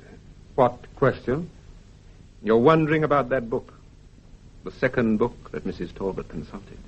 Why should I? It was the Encyclopedia of the Social Sciences. It contained biographical details of CID personnel. Well? The person Mrs. Talbot suspected wasn't Louis Fabian. No? No. It was Detective Inspector Kingston. Oh, you mean she suspected me? She thought I was Hamilton? Yes. But why? For heaven's sake, why? Because you are Mr. Hamilton, Inspector. That's why. What are you getting at? Shall I tell you why you came here this evening? You had a note from Fabian. He said that if you didn't meet him, he'd put certain facts before Sir Graham Forbes. Oh, this is very enlightening. Go on. You didn't want that to happen, not yet. You were prepared to do a deal with Fabian. Why should I do a deal with Fabian? Because you've now got the complete film, Inspector, and your best bet is to let this business die down, then later pick up the pendant and quietly disappear. Oh, my dear Temple, what absolute nonsense. I know you got that note from Fabian because I was there when he wrote it. I actually posted it myself. If you don't believe me, ask Fabian. What? He's standing behind you. Good evening, Inspector. Why, you double-crossing little... Look out! Fabian, where does that passage lead to? Oh, my jaw. What did you say? Where does that passage lead to? My office. Anyone else? No. What happened? What happened? He hit Fabian and made a dash for it. Well, he won't get far. I've got men at the end of that passage. Is there anybody on the roof? Don't worry, Temple. I've got half the flying squad. Did you get him, Johnson? He's locked himself in the office at the end of the corridor. Is that your office, Fabian? Yes. Is there another entrance? No. A window? No, there isn't a window. He'll have to come out the way he went in. Good. Come on, Sir Graham. Right.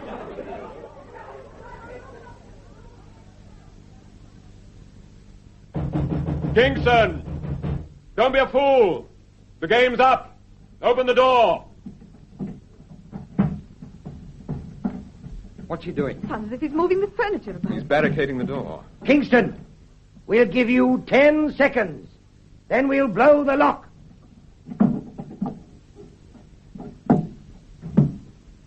Paul, there's something burning. Yes, she's right, sir. Blow the lock, Sergeant, quickly. Stand back, Mrs. Temple. Yes. All right, Sergeant. He's wedged the door. There's a strong smell of petrol or something. Good Lord. What is it, Fabian? I'd forgotten.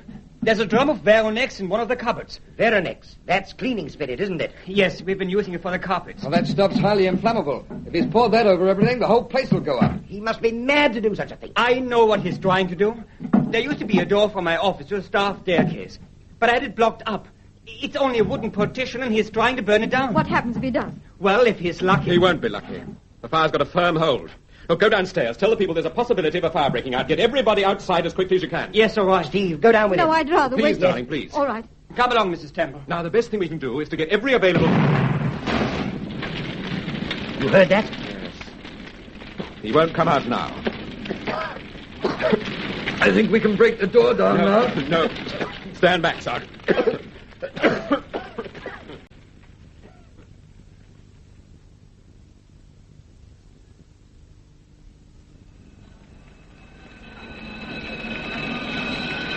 They found him, sir. Could you identify him? There's no doubt, I suppose. No, I've seen him. It's Kingston, all right. He must have been crazy to do a thing like that. Well, it's perhaps a good job he did, Sir Graham. Yes. I think they're just beginning to get the fire under control, sir. Oh, good. Well, that's not my department, thank goodness. Good night, sir. Good night, Sergeant. Good night, Mrs. Temple. Good night, sir. Good night, Sergeant.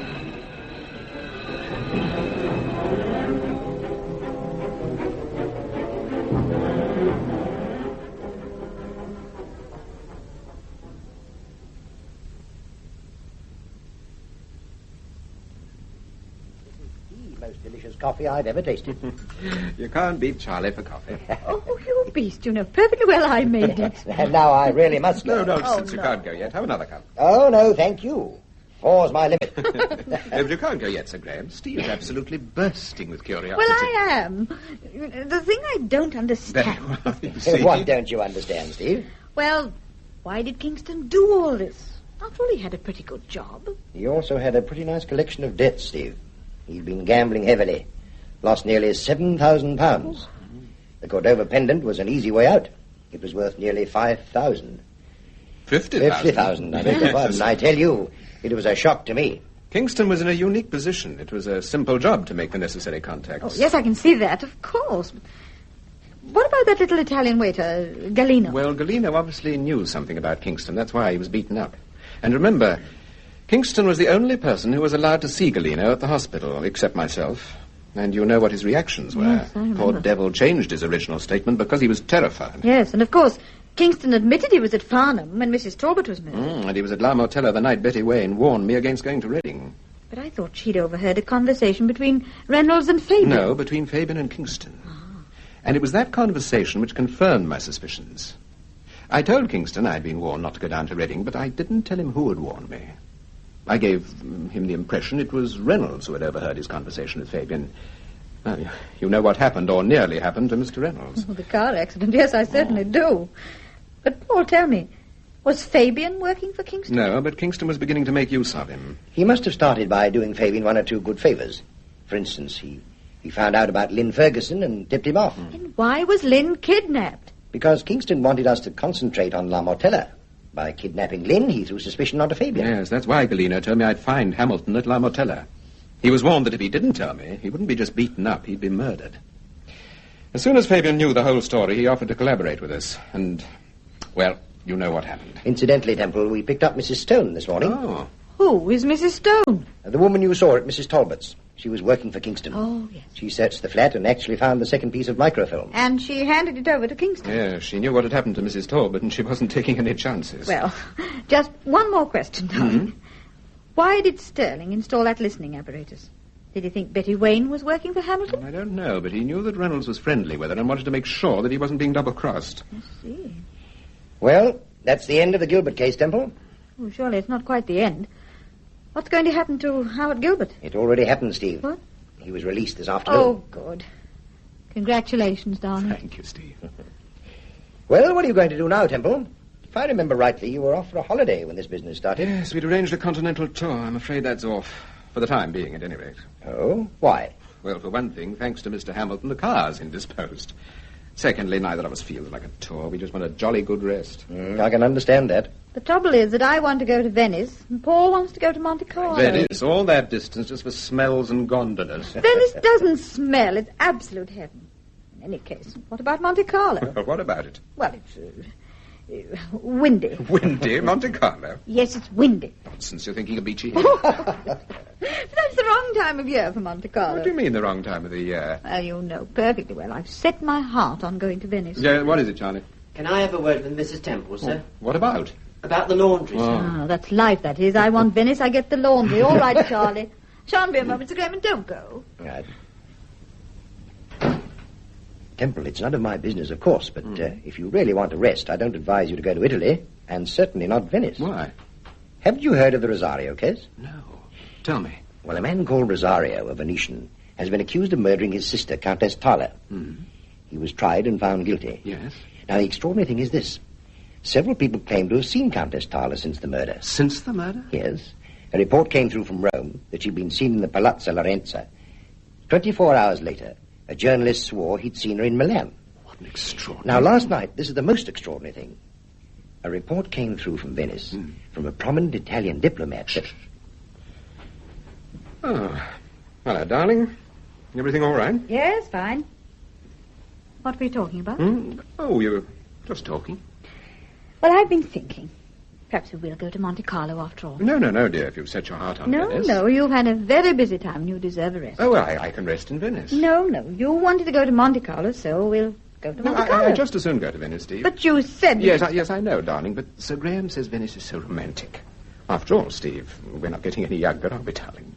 If we can snatch just a little romance out of the ordinary, commonplace, everyday... Come off that soapbox, you chiseler. What? Venice.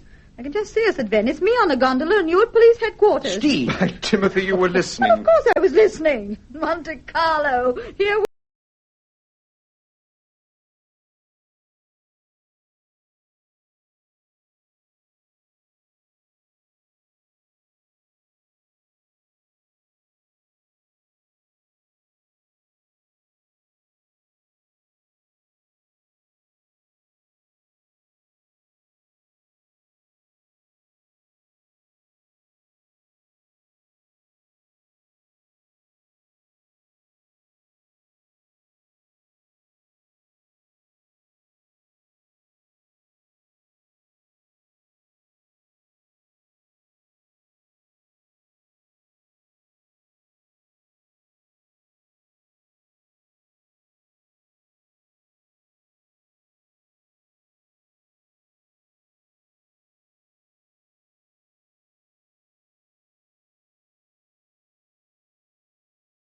Welcome to La Mortella, Mr. Temple. By Olaf Olsen. Lance Reynolds. What about the Hamilton affair? Do I get the third shoe? By Richard Williams. Betty Wayne. Whatever happens, Mr. Temple, don't go down to Reading. By Griselda Harvey. Wilfred Sterling. I don't think Howard Gilbert did murder my daughter. By Charles Leno. Lynn Ferguson. After all, Mr. Temple, there's no reason why we shouldn't be friends, is there? By Peggy Hassard. And Detective Inspector Kingston, alias Hamilton. So many people seem to be investigating the Gilbert case. By Duncan McIntyre. Others who have taken part in the serial are Geoffrey Bond, Anne Cullen, Elizabeth London, David Peel, Robert Rietti, Alec Ross, Cyril Shapps. Paul Temple is written by Francis Durbridge and produced by Martin C. Webster, with technical production by Frederick Bell.